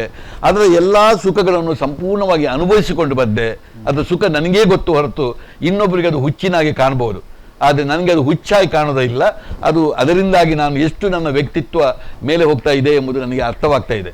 ಆದ್ದರಿಂದ ಆ ಜೀವನ ಉಲ್ಲಾಸವನ್ನು ನಾನು ಆ ದೇವರು ಕೊಟ್ಟ ಇದನ್ನೆಲ್ಲ ಇಟ್ಟುಕೊಂಡು, ನನಗೆ ಇವತ್ತು 75 ಆದರೂ ಕೂಡ ನಾನು ಇವತ್ತು ಆ ಒಂದು ಜೀವನೋಲ್ಲಾಸದಲ್ಲಿ ನಾನು ಇರಲಿಕ್ಕೆ ಮುಖ್ಯವಾದಂಥ ಕಾರಣವೇ ನನ್ನ ಮನಸ್ಸು, ನಾನು ಬೆಳೆದ ರೀತಿ. ಶಿಕ್ಷಣ ಅಂದರೆ ಮಕ್ಕಳು ಬರ್ತಾರೆ, ಪಾಠ ಮಾಡ್ತೀರಿ, ಒಂದಷ್ಟು ಪಠ್ಯೇತರ ಚಟುವಟಿಕೆ, ಅದೇನೋ NCC ಅಂತೆ, NSS ಅಂತೆ, ಸ್ಪೋರ್ಟ್ಸ್ ಅಂತೆ, ಡಾನ್ಸ್ ಅಂತೆ, ಹಾಡಂತೆ, ಅಷ್ಟರಲ್ಲಿ ಮುಗಿಸ್ಬೇಕು ಸರ್. ಇದೇನೋ ಆಳ್ವಾಸ್ ವಿರಾಸತ್ ಅಂತೇನೋ ಮಾಡಕ್ಕೆ ಹೊರಡ್ತೀರಿ ನೀವು. At the end of the day ಇಷ್ಟು ದೊಡ್ಡ ಸಂಸ್ಥೆ ಅಂದರೆ ಹಣಕಾಸಿನ ಲೆಕ್ಕಾಚಾರ ಒಂದಿರುತ್ತೆ. ನನಗೆ ಆ ಅರಿಥ್ಮೆಟಿಕಲ್ ನಿಮ್ಮ ಈ ಆಳ್ವಾಸ್ ವಿರಾಸತ್ತು, ನೀವು ಮಾಡೋ ಸ್ವಾತಂತ್ರ್ಯೋತ್ಸವ, ನೀವು ಮಾಡುವ ಗಣರಾಜ್ಯೋತ್ಸವ, ಅರಿಥ್ಮೆಟಿಕಲ್ ಸೆಟ್ ಆಗ್ತಾ ಇಲ್ಲ, ಮ್ಯಾಥಮೆಟಿಕ್ಸಲ್ಲಿ ಸೆಟ್ ಆಗ್ತಾ ಇಲ್ಲ. ಹೆಂಗೆ ಸೇರಿಸ್ತೀರಿ ಅದನ್ನೆಲ್ಲ? ಇದೆಲ್ಲ ನನ್ನ ಜೀವನದ ಮತ್ತು ನಮ್ಮ ವಿದ್ಯಾಭ್ಯಾಸದ ಇದು ಅವಿಭಾಜ್ಯ ಅಂಗ ಅಂತ ನಾನು ಸೇರಿಸಿಕೊಂಡವ. ಕೇವಲ ವಿದ್ಯಾಭ್ಯಾಸ ಅಂತ ಹೇಳುವಾಗ ನಮ್ಮ ಇಷ್ಟಕ್ಕೆ ಸೀಮಿತ ಅಲ್ಲ. ನಮ್ಮ ವಿದ್ಯಾಸಂಸ್ಥೆಯಲ್ಲಿ, ನಮ್ಮ ವಿದ್ಯಾಭ್ಯಾಸದಲ್ಲಿ ವಿದ್ಯೆ ಬುದ್ಧಿಯ ಜೊತೆಯಲ್ಲಿ ನನಗೆ ವಿರಾಸತ್ತೂ ಮುಖ್ಯ, ನನಗೆ ಕ್ರೀಡೆಯೂ ಮುಖ್ಯ, ನನಗೆ ನಮ್ಮ ಕನ್ನಡದ ಭಾಷೆಯ ಇದು ಸಹ ಮುಖ್ಯ. ಇದರೊಟ್ಟಿಗೆ ಹಬ್ಬ ಹರಿದಿನದಲ್ಲಿ ನಮ್ಮ ದೀಪಾವಳಿಯೂ ಮುಖ್ಯ, ಇಫ್ತಾರ್ ಕೂಟವೂ ಮುಖ್ಯ, ಆಚೆಯಿಂದ ಕ್ರಿಸ್ಮಸ್ಸು ಮುಖ್ಯ, ನಮಗೆ ಮಹಾವೀರ ಜಯಂತಿಯೂ ಮುಖ್ಯ. ನಮಗೆ ಇದೆಲ್ಲವೂ ನಮಗೆ ಮುಖ್ಯವೇ. ಇದೆಲ್ಲವೂ ಕೂಡ ನಮಗೊಂದು ಅವಿಭಾಜ್ಯ ಅಂಗವಾಗಿ, ಆಚೆಯಿಂದ ಸ್ವಾತಂತ್ರ್ಯೋತ್ಸವ, ಈಚೆಯಿಂದ ಗಣರಾಜ್ಯೋತ್ಸವ, ಇಷ್ಟು ಮಕ್ಕಳು ಇದರ ಒಳಗಿದ್ದಾರೆ. ಅದರಲ್ಲಿ ಒಂದು ಜೀವಕಲೆ ತರಬೇಕಾದ್ರೆ, ಇಲ್ಲಿ ಪಠ್ಯ ಮತ್ತು ಪಠ್ಯೇತರವನ್ನು ಬೋಧನೆ ಮಾಡಬೇಕಾದ್ರೆ ಇದೆಲ್ಲವೂ ನನಗೆ ಅನಿವಾರ್ಯ. ಇದು ಇದ್ದಾಗ ಮಾತ್ರ ಅಲ್ಲಿ ವಿದ್ಯಾಭ್ಯಾಸ ಮಕ್ಕಳಿಗೆ ಒಂದಲ್ಲಿ ಆ ಕ್ಯಾಂಪಸ್ನಲ್ಲಿ ನನಗೆ ಜೀವಕಲೆ ಕೊಡ್ಬೋದು ಹೊರತು ಇದನ್ನು ಬಿಟ್ಟರೆ ನಾನು ಹೇಗೆ ಇರಲಿಕ್ಕೆ ಸಾಧ್ಯ? ಕೇವಲ ಫಿಸಿಕ್ಸನ್ನು, ಕೇವಲ ಕೆಮಿಸ್ಟ್ರಿಯನ್ನು, ಅಥವಾ ಕೇವಲ ಈ ಪಠ್ಯದ ಪುಸ್ತಕವನ್ನೇ ಓದಿ ಅಂತ ಹೇಳಿಕೊಂಡು ಬೆಳಿಗ್ಗೆ ಎಬ್ಬಿಸಿ ಓದುವುದು, ಸಂಜೆ ಓದಿಸುವುದು, ಹೀಗೆಲ್ಲ ಮಾಡಿಕೊಂಡು ಇದ್ದರೆ ನಮಗೆ ಅಲ್ಲಿ ಮಾಡಲಿಕ್ಕೆ ಸಾಧ್ಯವೇ ಹೇಳಿ? ಸಾಧ್ಯ ಇಲ್ಲ. ಆದ್ದರಿಂದ ಇಂಥ ಅಭಿರುಚಿಗಳು ನನಗೂ ಇದೆ, ನನಗೆ ಅದನ್ನು ಮಾಡಬೇಕೆಂಬ ಇಷ್ಟವೂ ಇದೆ, ಅದಕ್ಕೆ ಖರ್ಚು ಮಾಡುವಂಥ ಮನೋಧರ್ಮವೂ ನನಗಿದೆ. ಹಾಗಿರುವಾಗ ನಾನು ಅದನ್ನೆಲ್ಲ ಇಟ್ಟುಕೊಂಡು ನಮ್ಮ ಕ್ಯಾಂಪಸ್ಸಲ್ಲಿ ನಡೀತಾ ಹೋಗ್ತಾ ಇದೆ. ಯಾವತ್ತೂ ಆಳ್ವಾಸನ್ನು ಒಂದಿದಕ್ಕೆ ಸೀಮಿತ ಮಾಡಲಿಕ್ಕೆ ಆಗೋದಿಲ್ಲ. ಆಳ್ವಾಸ್ ಅಂತ ಹೇಳುವಾಗ ನಮ್ಮ ವಿರಾಸತ್ತು ನೆನಪಾಗ್ತದೆ, ನಮ್ಮ ನುಡಿಸಿರಿ ನೆನಪಾಗ್ತದೆ, ನಮ್ಮ ಭಾಷೆ ನೆನಪಾಗ್ತದೆ, ನಮ್ಮ ಕನ್ನಡ ಮಾಧ್ಯಮ ಶಾಲೆ ನೆನಪಾಗ್ತದೆ, ನಮ್ಮ ಎಲ್ಲ ವಿಚಾರಗಳು, ಇಲ್ಲಿ ಕ್ರೀಡೆಗಳು ನೆನಪಾಗ್ತದೆ, ಬೇರೆ ಬೇರೆ ಎಲ್ಲವೂ ನೆನಪಾಗ್ತದೆ. ಹಾಗೆ ಆದ್ದರಿಂದ ಇದನ್ನೆಲ್ಲವನ್ನು ಬ್ಯಾಲೆನ್ಸ್ ಮಾಡಿಕೊಂಡು ಸಮತೋಲನ ಮಾಡಿಕೊಂಡು ಹೋಗುವುದೇ ನನ್ನ ಒಂದು ಆಡಳಿತ. ಸರ್, ನೀವೊಂದು ಅದ್ಭುತ ನಟ ಮಾತ್ರ, ಬಹಳ ಅದ್ಭುತವಾದ ಕಲಾವಿದ. ಅದಕ್ಕೆ ನನಗೆ ನೆನಪಾಗೋದು BR ನಾಗೇಶ್ ಅಂತವರು, ದೇವರ ಮಾಧವಾಚಾರ್ಯ ಅಂತ ರಂಗ ನಿರ್ದೇಶಕರು ನಿಮ್ಮ ಬಗ್ಗೆ ಹೇಳ್ತಿದ್ದಂಥ ಮಾತು. ಪೊಲೀಸರಿದ್ದರೆ ಎಚ್ಚರಿಕೆ ನಾಟಕ, ಗುಮ್ಮನೆಲ್ಲಿಹ ತೋರಮ್ಮ, ಕಾಲಿಗುಲ, ತುಗಲಕ್ ಅಂತ ನಾಟಕದಲ್ಲಿ ನೀವು ಅಭಿನಯಿಸ್ತಾ ಇದ್ದು ಬಂದವರು. ಆ ಕಡೆಯಿಂದ ಹೂವಿನ ಅಲಂಕಾರ ಬೇಕಾದ್ರೆ ನಿಮ್ಮನ್ನು ಮೀರಿಸುವವರು ಮತ್ತೊಬ್ರು ಇರಲಿಲ್ಲ. ನಿಮ್ಮ ಕಾಲೇಜ್ ಇದು 55 ವರ್ಷದ ಹಿಂದಿನ ನೆನಪಿಸುವಂಥದ್ದು. ರಂಗೋಲಿ ಒಳ್ಳೆ ಬಿಡಿಸ್ತಾ ಇದ್ರಿ. ಆ ನಂತರದಲ್ಲಿ ಇತ್ತೀಚೆಗೆ ನೀವು ಇತ್ತಿಗೆ ಬಂದು ಕೊರಗರ ಡೋಲು, ಗದ್ದೆ ಹೂಡುವಂಥದ್ದು, ಯಕ್ಷಗಾನ, ಕಥಕ್ಕಳಿಯ ವೇಷಗಳನ್ನು, ಕಣ್ಣಿಗೆ ಬಟ್ಟೆ ಕಟ್ಟಿ ಓಪನ್ ಜೀಪನ್ನು ಬಿಡುವಂಥ ಜಾದೂ ಮಾಡಿದ್ದದ್ದು, ಅನೇಕ ಈ ಥರದ ಮನಸ್ಸುಗಳನ್ನು ನೀವು ಅವತ್ತು ಕಾಲೇಜ್ ಸಂದರ್ಭಗಳಲ್ಲಿ ಮಾಡ್ತಾ ಇದ್ದದ್ದು. ಭರತನಾಟ್ಯ ಕಲೀಲಿಕ್ಕೆ ಲಾರಿ ಹತ್ತಿ ನೀವು ಮಂಗಳೂರಿಗೆ ಹೋಗ್ತಿದ್ರಿ ಅಂತ ನೀವು ನಿಮ್ಮ ಬಾಯಲ್ಲಿ ಅವತ್ತು ಅನೇಕ ಬಾರಿ ನಾವು ಕೇಳಿದ್ದಿದೆ. ಆಗಿನ ಆ ಮನಸ್ಸು, ಆ ಒಂದು ಆಸಕ್ತಿ, ಸಾಂಸ್ಕೃತಿಕವಾದ ಆಸಕ್ತಿ ಇವತ್ತು ಈ ಶಿಕ್ಷಣ ಸಂಸ್ಥೆಯನ್ನು ಕಟ್ಟುವುದಕ್ಕೆ ನಿಮಗೆ ಎಷ್ಟು ಸಹಾಯ, ಎಷ್ಟು ಸಹಕಾರಿ, ಮತ್ತು ಈಗಲೂ ಕೂಡ ಅದನ್ನು ಹೇಗೆ ಮುಂದುವರಿಸಿಕೊಂಡು ಹೋಗ್ತಿದೆ ಅಂತ? 100ಕ್ಕೆ 100 ಅದು ಸಹಕಾರಿ ಆಗಿದೆ. ಅದೆಲ್ಲ ನಾನು ಮಾಡದೆ ನಾನು ಈಗ ಬಂದು ಎಷ್ಟು ಕೋಟಿ ರೂಪಾಯಿ ಖರ್ಚು ಮಾಡಿದರೂ ಕೂಡ ಅದು ಬರಲಿಕ್ಕೆ ಸಾಧ್ಯವೇ ಇಲ್ಲ. ಇದು ಪ್ಯಾಷನ್ ಆಗಿ ಬಂದದ್ದಲ್ಲ, ಇದು ಫ್ಯಾಷನ್ ಆಗಿ ನನ್ನಲ್ಲಿ ಬಂದದ್ದು. ಇದು ಎಂದೂ ನಾನು ಈಗ ಅನಿವಾರ್ಯವಾಗಿ ಮಾಡಿಕೊಂಡದಲ್ಲ. ಅದರ ಸುಖಗಳನ್ನೆಲ್ಲ ನಾನು ಬಾಲ್ಯದಲ್ಲಿ ಮಾಡಿಕೊಂಡು ಅದನ್ನು ಅನುಭವಿಸಿದ ಮೇಲೆ ಅಂಥ ಸುಖ ಇವತ್ತು 4 ಸಿಗಬೇಕು ಎಂಬ ಒಂದು ಆಶೆಯಿಂದ ಇದನ್ನು ಈಗ ಮಾಡಲಿಕ್ಕೆ ನನಗೆ ಬಹಳ ಸುಲಭ ಸಾಧ್ಯ. ಇದನ್ನು ಇನ್ನೊಬ್ಬರಿಗೆ ಮಾಡಲಿಕ್ಕೆ ಅಷ್ಟು ಸುಲಭ ಸಾಧ್ಯ ಅಲ್ಲ. ಇದೆಲ್ಲ ಮಾಡಿ ಮಾಡಿ ಮಾಡಿ ಮಾಡಿ ಇದರ ಅನುಭವದಿಂದ ಸ್ವತಃ ಅನುಭವಿಸಿದ ಮೇಲೆ ಇಷ್ಟು ದೀರ್ಘಕಾಲ ಮಾಡಿ ಬದ್ಧತೆ ಇದ್ದದ್ದರಿಂದ ಇದು ಈಗ ಮಾಡಲಿಕ್ಕೆ ಸಾಧ್ಯ ಹೊರತು ಒಬ್ಬ ವ್ಯಕ್ತಿಗೆ ಅಷ್ಟು ಸುಲಭದಲ್ಲಿ ಮಾಡಲಿಕ್ಕೆ ಸಾಧ್ಯವೇ ಇಲ್ಲ. ಇದು ಈಗ ಒಂದು ಹೇಗೆ ಕಲಿಕೆಯಲ್ಲಿ ಫೌಂಡೇಶನನ್ನು ಮಾಡಿಕೊಂಡು ಗಟ್ಟಿ ಮಾಡಿಕೊಂಡು ಮುಂದೆ ಬಂದು PUCಯಲ್ಲಿ ಆಮೇಲೆ ಈ ಎಲ್ಲ ಕಾಂಪಿಟೇಟಿವ್ ಎಕ್ಸಾಮ್ಗೆ ಭಾಳ ಸುಲಭದಲ್ಲಿ ಉತ್ತರವನ್ನು ಕೊಡ್ಬೋದೋ ಅದೇ ರೀತಿ ನಾನು ಕೂಡ ನನ್ನ ಬದುಕಿನಲ್ಲಿ ಅದು ಮಾಡಲಿಕ್ಕೆ ಆಗದೆ ಹೋದರೂ ಇಂಥ ಮನಸ್ಸನ್ನು ಕಟ್ಟುವ ಫೌಂಡೇಶನ್ ನಾನು ಬಾಲ್ಯದಿಂದ, ಪ್ರಾಥಮಿಕ ಶಿಕ್ಷಣದಿಂದ, ಪ್ರೌಢದಿಂದ ಇದೆಲ್ಲ ಮಾಡಿಕೊಂಡು ಎಂದು ಅದನ್ನು ಬಿಡದೆ ಅದನ್ನು ಮುಂದುವರಿಸಿದ ಭಾಗವಾಗಿ ಮಾಡಿಕೊಂಡು ಬಂದದ್ದರಿಂದ ಇವತ್ತು ಈ ಸ್ಥಿತಿಗೆ ನನಗೆ ಬರಲಿಕ್ಕೆ ಆಯಿತು. ಆದ್ದರಿಂದ ನನಗೆ ಇಂಥ ಮನೋಧರ್ಮವನ್ನು ಕೊಟ್ಟಂಥ ಆ ದೇವರು ಮತ್ತು ಆ ಗುರು ಹಿರಿಯರು ಮತ್ತು ನನಗೆ ಆ ಬೆಳೆಸ್ಕೊಂಡು ಹೋಗುವಂಥ ಮನಸ್ಸನ್ನು ಕೊಟ್ಟಂಥದಕ್ಕೆ ನಾನು ಧನ್ಯ. ಸುಮ್ಮನೆ ಅದು ಕುತೂಹಲದ ಪ್ರಶ್ನೆ ಆಳವ್ರೆ, ನೀವು PUC ಒಂದೇ ಅಟೆಂಪ್ಟಿಗೆ ಪಾಸಾಗಿ ಫಸ್ಟ್ ಕ್ಲಾಸ್ನಲ್ಲಿ ಪಾಸಾಗಿ MBBS ಸೀಟ್ ಸಿಕ್ಕಿಬಿಟ್ಟಿದ್ರೆ ಆಳ್ವಾಸ್ ಸಂಸ್ಥೆ ಇರ್ತಿತ್ತ ಇವತ್ತು? ಖಂಡಿತ ಸಾಧ್ಯ ಇಲ್ಲ. ಇದೇ ದೇವರ ನಿಯಮ ಅಂತ ನಾನು ಹೇಳುದು, ಇದೇ ದೇವರ ನಿಯಮ. ನಾನು ಒಂದು ವೇಳೆ MBBS ಅನ್ನು ಕಲಿತು ಹೋಗ್ತಿದ್ರೆ, ನಾನು ಪಾಸಾಗಿ ಹೋಗ್ತಿದ್ರೆ, ನನ್ನ ಅಕ್ಕ 100ಕ್ಕೆ 100 ನನ್ನನ್ನು ಅಮೆರಿಕಕ್ಕೆ ಕರ್ಕೊಂಡು ಹೋಗ್ತಿದ್ರು. ನಾನು ಅಮೆರಿಕದಲ್ಲಿ ಇದ್ದುಕೊಂಡು ನಾನು ಅಲ್ಲಿ ಜೀವನ ಮಾಡ್ತಿದ್ದೆ. ಇವತ್ತು ನಿವೃತ್ತಿ ಆಗಿ ನಾನು ನನ್ನಷ್ಟಕ್ಕೆ ಲೋಕ ಸುತ್ತುವಂತ ಈಗ ನನ್ನ ಅಕ್ಕ ವರ್ಷದಲ್ಲಿ ಒಂದು 360 ದಿವಸದಲ್ಲಿ ಒಂದು 200 ದಿವಸ ಲೋಕ ಸುತ್ತಾರೆ. ಈಗಲೂ ಅವರು ಈಗ ಇಲ್ಲಿಲ್ಲ, ಈಗ ಸ್ಪೇನಲ್ಲಿದ್ದಾರೆ, ಅವರು ಇವತ್ತು ಸ್ಪೇನಲ್ಲಿದ್ದಾರೆ. ಆದರೆ ನಾನು ಹಾಗೆ ತಿರುಗಾಡಿಕೊಂಡು ನನ್ನಷ್ಟಕ್ಕೆ ಒಂದು ಆರಾಮವಂತ ಜೀವನದಲ್ಲಿ ಇರ್ತಿದ್ದೆ. ನಾನು ಇದನ್ನೆಲ್ಲ ಮಾಡಲಿಕ್ಕೆ ಸಾಧ್ಯವೇ ಇಲ್ಲ ಸರ್. ಒಂದು ಸ್ವೀಟ್ ಫ್ಲಾಶ್ ಬ್ಯಾಕ್ ಅಷ್ಟೇ. ಮನುಷ್ಯ ಮಾತ್ರರಿಂದ ಸಾಧ್ಯವಾ ಅನ್ನುವಂತೆ ಅನ್ನಿಸುವಂಥ ಇಂಥದ್ದೊಂದು ಸಾಧನೆ ಹೆಂಗೆ ಸಾಧ್ಯ ಆಯಿತು? ಇದರಲ್ಲಿ ಗಂಭೀರ ವಿಷಯಗಳಿದ್ದಾವೆ, ನಗುವಿನ ವಿಷಯಗಳಿದ್ದಾವೆ, ಅರ್ಥ ಮಾಡಿಕೊಳ್ಳಬೇಕಾದ ವಿಷಯಗಳಿದ್ದಾವೆ.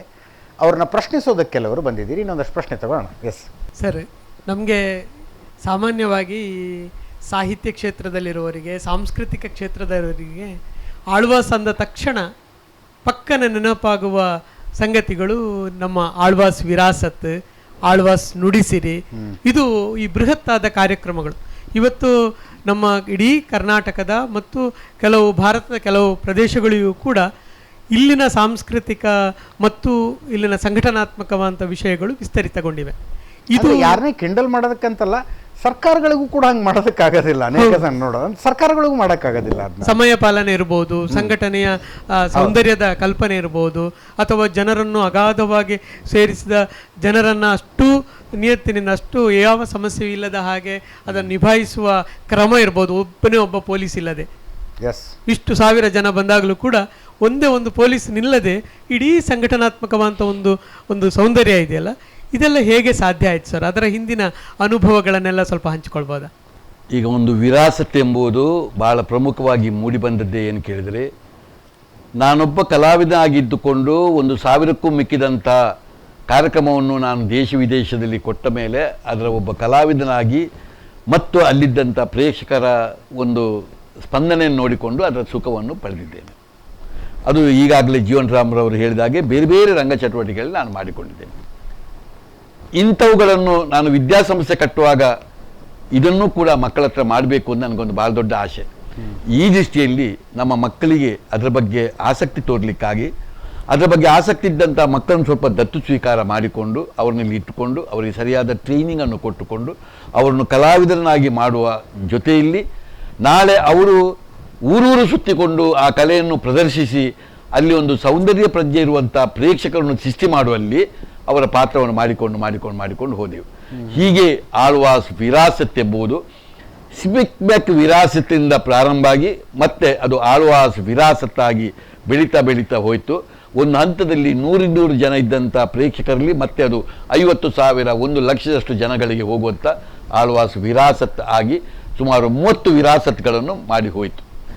ಆಳ್ವಾಸ್ ನುಡಿಸಿರಿ ಎಂಬುದು ಕೂಡ ಹಾಗೆ. ನನಗೆ ಭಾಷೆಯ ಮೇಲೆ ಅಪಾರವಂಥ ಗೌರವ, ಅದು ಕನ್ನಡ ಮಾಧ್ಯಮ ಶಾಲೆ ಕನ್ನಡದ ಭಾಷೆಯ ಮೇಲೆ ನನಗೆ ಅಪಾರವಂಥ ಗೌರವ. ಹೀಗಿರುವಾಗ ಕನ್ನಡದ ಭಾಷೆ ಎಂದೂ ಈ ಕಾಲದಲ್ಲಿ ಸೋಲಬಾರದು ಎಂಬ ಆಶೆಯಿಂದ ನಾವು ಅಖಿಲ ಭಾರತ ಸಾಹಿತ್ಯ ಸಮ್ಮೇಳನವನ್ನು ಮಾಡುವಂಥ ಅವಕಾಶವೂ ನಮಗೆ ಮೂಡುಬಿದ್ರೆಗೆ ಸಿಕ್ಕಿದ್ದರಿಂದ ಅದರಲ್ಲಿ ಆದಂಥ ಎಲ್ಲ ಅನುಭವಗಳನ್ನು ನಾವೆಲ್ಲರೂ ಪಡೆದ ಮೇಲೆ ಈ ಅನುಭವ ಮೈಯಲ್ಲಿ ದೈವ ಬಂದಾಗಿ ಒಮ್ಮೆ ಬಂದು ಆಮೇಲೆ ಬಿಟ್ಟು ಬಿಡುವುದಲ್ಲ, ಇದನ್ನು ಜೀವನ ಪರ್ಯಂತವಾಗಿ ಮುಂದೆ ನಾವು ಮಾಡಬೇಕು. ಎಷ್ಟೋ ತಪ್ಪುಗಳನ್ನು ನಾವು ಖಾಲಿ ಬೊಟ್ಟು ಮಾಡಿ ಹೇಳೋದು ಮಾತ್ರ ಅಲ್ಲ, ನಾವು ಅದನ್ನು ಸರಿ ಮಾಡಿ ತೋರಿಸಬೇಕು ಎಂಬ ಅಪೇಕ್ಷೆ ನನಗೆ ಆಯಿತು. ಹೀಗೆ ಆದದ್ದರಿಂದ ನಾವೆಲ್ಲ ಸೇರಿಕೊಂಡು ಆಮೇಲೆ ಆ ನುಡಿಸಿರಿ ಹುಟ್ಟಿತು.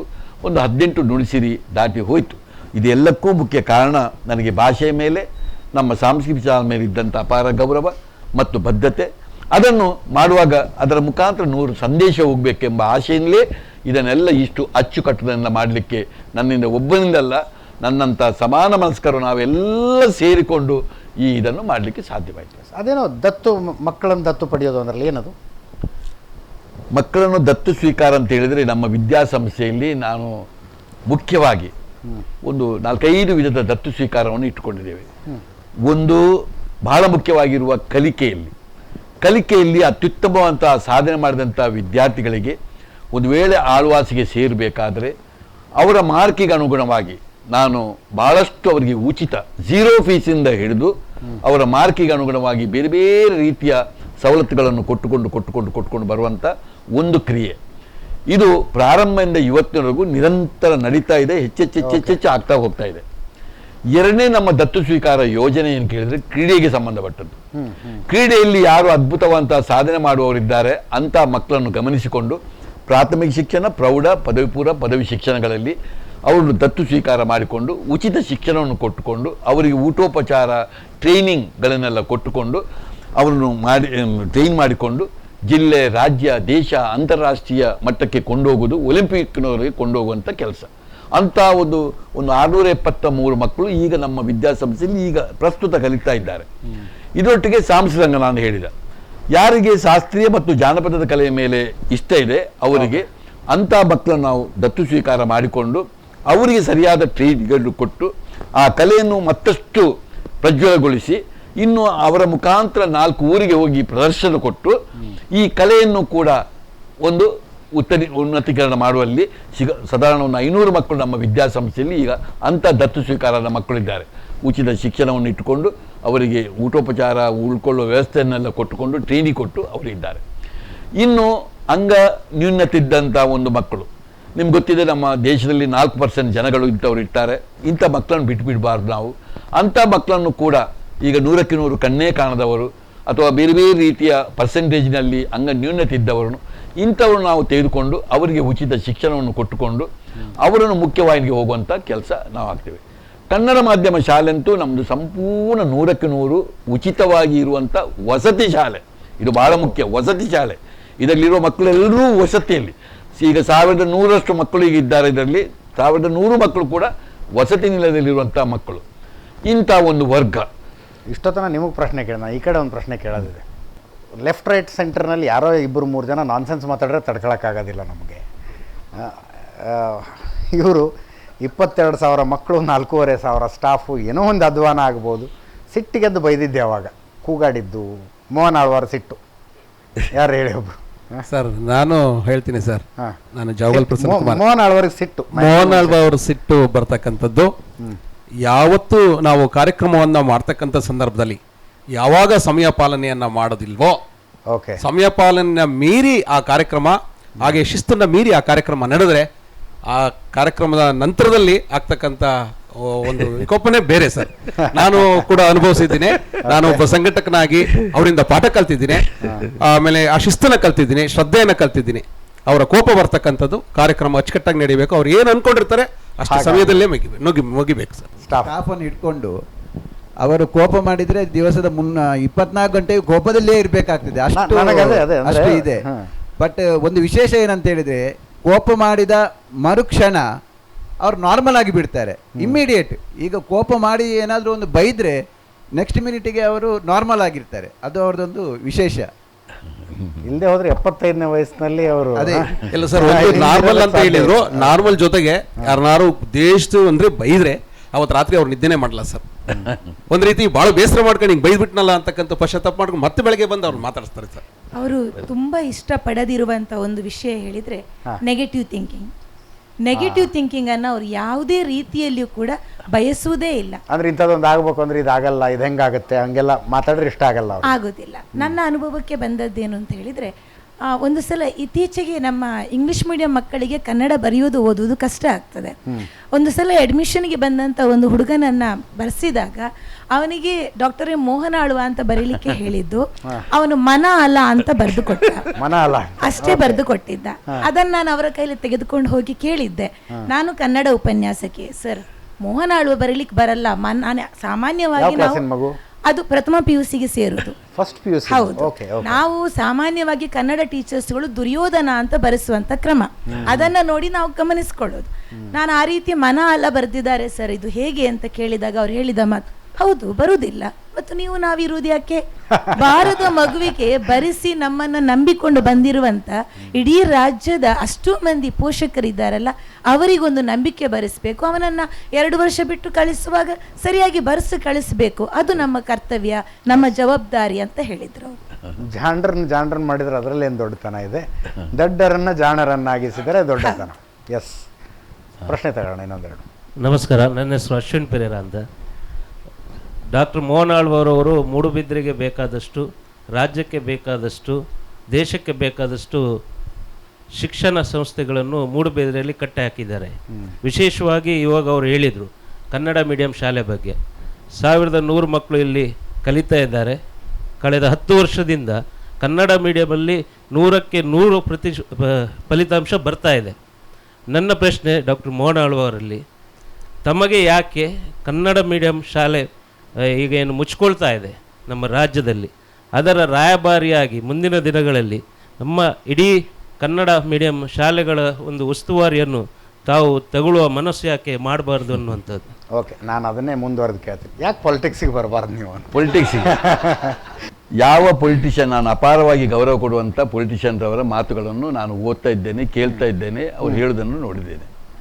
ಪ್ರತಿಯೊಬ್ಬರು ಹೇಳೋದೇನು ಕೇಳಿದ್ರೆ, ನನ್ನ ಸೇವಾ ಮನೋಭಾವ ಹೆಚ್ಚೆಚ್ಚು ಮಾಡಲಿಕ್ಕಾಗಿ ನಾನು ಬಹಳಷ್ಟು ಸೇವಾ ಮನೋಭಾವ ಮಾಡಬೇಕು, ಇಡೀ ಸಮಾಜವನ್ನು ಕಟ್ಟಬೇಕು ಎಂಬ ಉದ್ದಾರದಲ್ಲಿ ಬರುವುದು ಅಂತೇಳಿ ಹೇಳ್ತಾರೆ.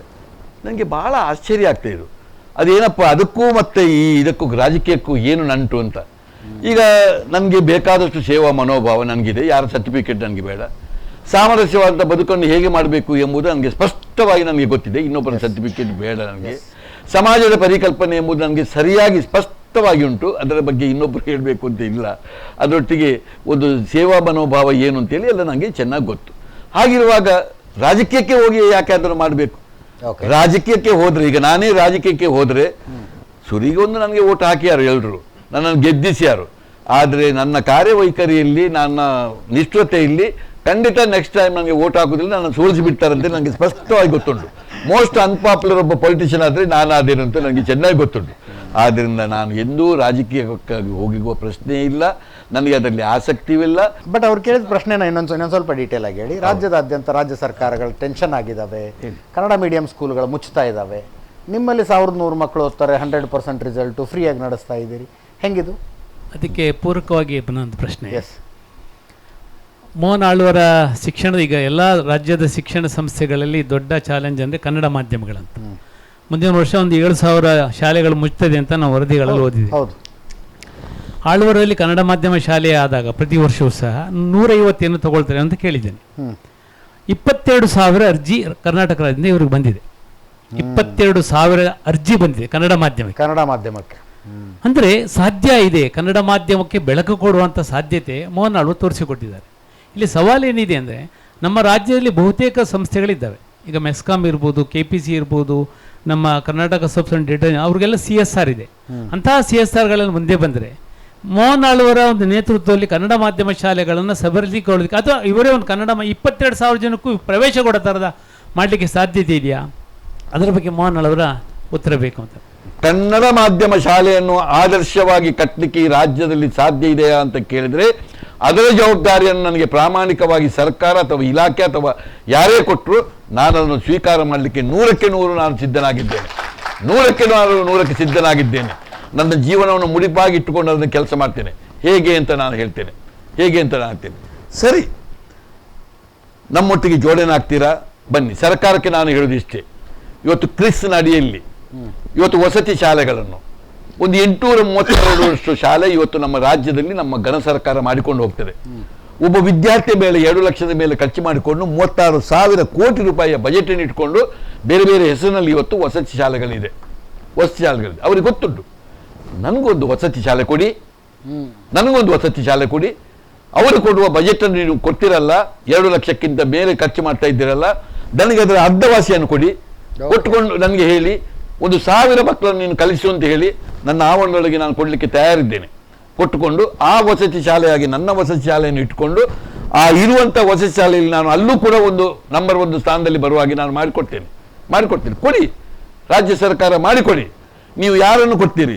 ಹೈದರಾಬಾದ್ ಕರ್ನಾಟಕದ ಮಕ್ಕಳನ್ನು ಕೊಡ್ತೀರಾ, ಅಥವಾ ದಲಿತ ವರ್ಗದಲ್ಲಿ ಮಕ್ಕಳನ್ನು ಕೊಡ್ತೀರಾ, ಅಥವಾ ಯಾವ ಮಕ್ಕಳನ್ನು ಕೊಡ್ತೀರಿ? ಕೊಡಿ, ನಾನು ಅವರನ್ನು ಇಟ್ಕೊಂಡು ನಾನು ಮಾಡಲಿಕ್ಕೆ ಸಿದ್ಧ. ಒಂದು. ಎರಡನೇದು, ಸರ್ಕಾರಕ್ಕೆ ನಾನು ಹೇಳಿಕೊಳ್ಳದೆ ಕೂತ್ಕೊಳ್ಳೋದಲ್ಲ, ಅವರು ಹೇಳಿದಾಗೆ ಸರ್ಕಾರದ ಅಲ್ಲಿ ಅಡಿಯಲ್ಲಿರುವಂಥ ಮೆಸ್ಕಾಮ್ ಇರ್ಬೋದು, KPC ಇರ್ಬೋದು, ಅಥವಾ KSRTC ಇರ್ಬೋದು, ಅಥವಾ ನಮ್ಮ KMF ಇರ್ಬೋದು, ಬೇರೆ ಬೇರೆ ಭಾಳ ಲಾಭದಾಯಕವಾಗಿರುವಂಥ ಅವರ ಸಂಸ್ಥೆ ಇದೆ. ಅವರಲ್ಲೂ ಒಂದು ಇಷ್ಟು ಲಾಭದಾಯಕವಾದ ಅಂಶ ಇದೆ. ಅವರ ಹೆಸರಿನಲ್ಲಿ ನಮಗೆ ಕೆಲವು ಮಕ್ಕಳನ್ನು ಕೊಡಿ. ನಾವು ಪ್ರತಿ ವರ್ಷವೂ ನಿಮಗೆ ನಮ್ಮ CSR ಫಂಡ್ನಲ್ಲಿ ನಿಮಗೊಂದು 25 ಕೋಟಿ ಅಥವಾ 10 ಕೋಟಿ ಅಥವಾ 100 ಕೋಟಿ ಕೊಡಲಿಕ್ಕೆ ನಾವು ಸಿದ್ಧರಿದ್ದೇವೆ. ನಮ್ಮ ಇದರಲ್ಲಿ ನೀವು ಒಂದು ವಿದ್ಯಾಸಂಸ್ಥೆಯನ್ನು ಮಾಡಿಕೊಡಿ ಅಂತೇಳಿ. ಅದೇ ರೀತಿ ನಮ್ಮ ರಾಜ್ಯದಲ್ಲಿ ಇವತ್ತು JSW ಇದೆ. ಇವತ್ತು 60,000 ಎಕರೆ ಜಾಗ ಬಳ್ಳಾರಿ ಲೆವೆಲೊಟ್ಟಿಗಿದೆ, ಸರ್ಕಾರ ಕೊಟ್ಟದ್ದು. ಬಹಳ ದೊಡ್ಡ ಕೋಟಿ ಕೆಲಸವನ್ನು ಮಾಡ್ತಾರೆ. ಅವರದೇ ಎಷ್ಟೋ ವಿಮಾನಗಳಿದೆ, ಅವರದೇ ಎಷ್ಟೋ ಟ್ರೈನ್ಗಳಿದೆ. ಇಡೀ ಒಂದು ಆ ಟೌನ್ಶಿಪ್ ಹೇಗುಂಟು. ಒಂದು ಕನ್ನಡ ಮಾಧ್ಯಮ ಶಾಲೆಯಲ್ಲಿ ಕಟ್ಟಿ ನಾನು ಅದರ ಆಡಳಿತ ಮಾಡ್ತೇನೆ. ನನಗೆ ಅದಕ್ಕೆ ಬೇಕಾಗುವ ಒಂದು ಕಟ್ಟಡವನ್ನು ಕೊಡಿ, ಅದಕ್ಕೆ ಬೇಕಾಗುವ ದುಡ್ಡನ್ನು ಕೊಡಿ. ನಾನು ಅಲ್ಲೇ ಇದ್ದುಕೊಂಡು ಹೈದರಾಬಾದ್ ಕರ್ನಾಟಕ ನಿಮ್ಮ ಆ ಜಾಗಕ್ಕೆ ಬಳ್ಳಾರಿಗೆ ಬೇಕಾದಂಥ ಒಂದು ಕನ್ನಡ ಮಾಧ್ಯಮ ಶಾಲೆಯನ್ನು ಆದರ್ಶವಾಗಿ ಕಟ್ಟಿಕೊಡ್ಲಿಕ್ಕೆ ನಾನು ತಯಾರಿದ್ದೇನೆ. ಅಥವಾ ನಮ್ಮ ಇಲ್ಲಿ ದೊಡ್ಡ ಕುಲಗಳಿದೆ, ದೊಡ್ಡ ಸಂಸ್ಥೆಗಳಿದೆ, ಮುಂದೆ ಬನ್ನಿ. ನಿಮಗೆ ನಿಮ್ಮಲ್ಲಿ ಮಾಡಲಿಕ್ಕೆ ಕಷ್ಟ ಆಗದಾದರೆ ನಿಮ್ಮ ಹೆಸರಿನಲ್ಲಿ ಒಂದು 5 ಮಕ್ಕಳನ್ನು, 10 ಮಕ್ಕಳನ್ನು, 25 ಮಕ್ಕಳನ್ನು ನಾನು ದತ್ತು ಸ್ವೀಕಾರ ಮಾಡಿಕೊಂಡು ಅದಕ್ಕೆ ಬೇಕಾಗುವ ದುಡ್ಡನ್ನು ನೀವು ನನಗೆ ಪ್ರತಿ ವರ್ಷವೂ ಕೊಡ್ತಾ ಬಂದರೆ ಅವರ ಹೆಸರಿನಲ್ಲಿ ಮಾಡಿಕೊಂಡು ಬೇಕಾದರೆ ನಮ್ಮ ಕನ್ನಡ ಮಾಧ್ಯಮ ಶಾಲೆಯಲ್ಲಿ, ಮೂಡುಬಿದಿರೆ ಕನ್ನಡ ಮಾಧ್ಯಮ ಶಾಲೆಯಲ್ಲಿ 5,000 ಅಲ್ಲ 10,000 ಮಕ್ಕಳು ಬಂದರೂ ನಾನು ಇಲ್ಲಿ ಮಾಡಲಿಕ್ಕೆ ತಯಾರಿದ್ದೇನೆ. 100% ಇಲ್ಲಿ ಮಾಡಲಿಕ್ಕೂ ತಯಾರಿದ್ದೇನೆ.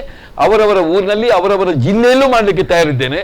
ಆದರೆ ಅದಕ್ಕೆ ಬೇಕಾಗುವ ವ್ಯವಸ್ಥೆಗಳನ್ನು ನನಗೆ ಕೊಟ್ಟರೆ ನಾನು ಆ ಜವಾಬ್ದಾರಿ ತೆಗೆದುಕೊಳ್ತೇನೆ. ಇಲ್ಲ ಇದ್ದರೆ ನನ್ನಿಂದ ಎಷ್ಟು ಸಾಧ್ಯ ಇದೆ, ನನ್ನ ಕೊಡೆಯಲ್ಲಿ ಎಷ್ಟು ಜನರಿಗೆ ಆಶ್ರಯ ಕೊಡ್ಬೋದು ಅಷ್ಟನ್ನು ಆಲೋಚನೆ ಮಾಡಿಕೊಂಡು ಮೂಡುಬಿದಿರೆಯ ಕನ್ನಡ ಮಾಧ್ಯಮ ಶಾಲೆಯನ್ನು ನಾನು ನಿರಂತರವಾಗಿ ಇದನ್ನು ಮುಂದೆ ಕೊಂಡುಕೊಂಡು ಹೋಗ್ತೇನೆ ಎಂಬುದು ನನ್ನ ಬಹಳ ಸ್ಪಷ್ಟವಾದಂಥ ಮಾತು. ಸಮಾಜ ಸೇವೆ ಅಂತಂದಾಗ ನನಗೆ ಭಾಳ ಮುಖ್ಯವಾಗಿ ನೆನಪಾಗುವಂಥದ್ದು ಕೊರೋನಾ ಕಾಲ. ಆ ಕಾಲಘಟ್ಟದಲ್ಲಿ ಇಡೀ ಜಿಲ್ಲೆ ಅಥವಾ ಇಡೀ ರಾಜ್ಯ ಅಥವಾ ಇಡೀ ದೇಶ ಹೇಗಿತ್ತು ಅಂತ ನಿಮಗೆ ಗೊತ್ತಿದೆ. ಆ ಸಂದರ್ಭದಲ್ಲಿ ಮೋಹನವರು ಕೊಟ್ಟಂತಹ ಸೇವೆ ಬಹುದೊಡ್ಡದು. ಬಹುಶಃ ನನಗೆ ಯಾಕೆ ಅಷ್ಟೊಂದು ಭಾವನಾತ್ಮಕತೆ ಬರ್ತಾ ಇದೆ ಅಂತಂದರೆ, ನಾನು ಉಳ್ಕೊಂಡದ್ದೇ ಅವರಿಂದಾಗಿ. ಇಡೀ ಕುಟುಂಬವನ್ನು ಅವರು ಉಳಿಸಿದ್ದಾರೆ.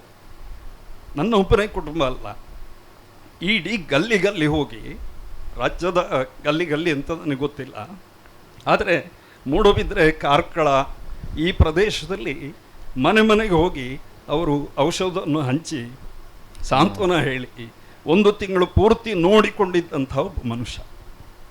ಇದು ಹೇಗೆ ಸಾಧ್ಯ ಆಯಿತು ಅಂತ ನನಗೆ ಗೊತ್ತಿಲ್ಲ. ಅವರ ವ್ಯಕ್ತಿತ್ವ ಅಂಥದ್ದು ಅಂತ ಹೇಳುವುದಕ್ಕೆ ನಾನು ಹೇಳ್ತಾ ಇದ್ದೇನೆ. ಅಂಥದ್ದು ಹೇಗೆ ಸಾಧ್ಯ ಆಯಿತು ಅಂತ ಅವರ ಬಾಯಿಂದ ಕೇಳಬೇಕಾಗಿದೆ. ರಾಜ್ಯದ ಜನತೆಗೆ ಗೊತ್ತಾಗಬೇಕು.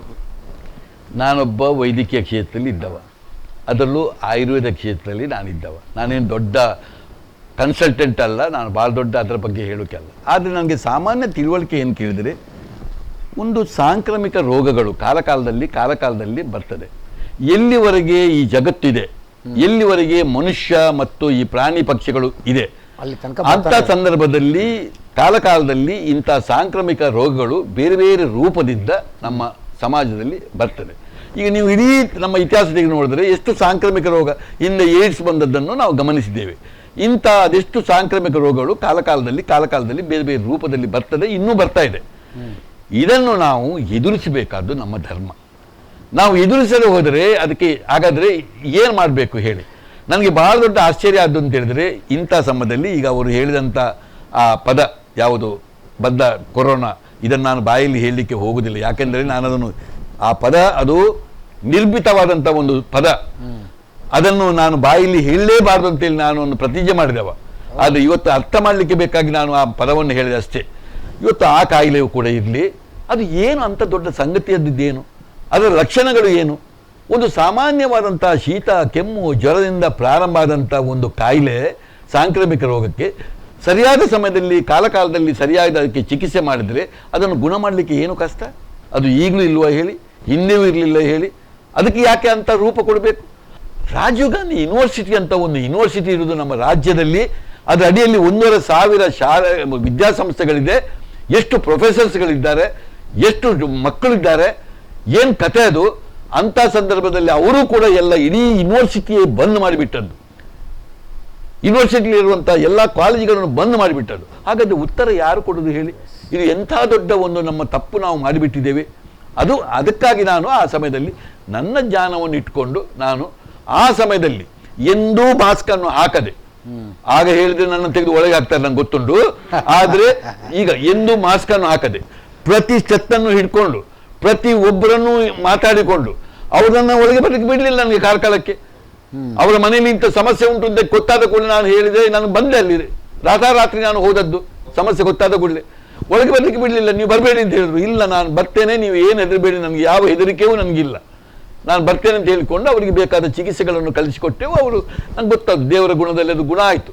ಯಾಕೆ ಈ ಮಾತು ಹೇಳ್ತೇನೆ ಅಂತ ಹೇಳಿದ್ರೆ, ಇದು ನಮ್ಮ ದೇಶಕ್ಕೆ ಅದಲ್ಲ ಈ ಜಗತ್ತಿಗೆ ಆದಂಥ ಬಹಳ ದೊಡ್ಡ ಪೆಟ್ಟು. ಇದು ಈ ರೀತಿ ಆಗಬಾರ್ದು.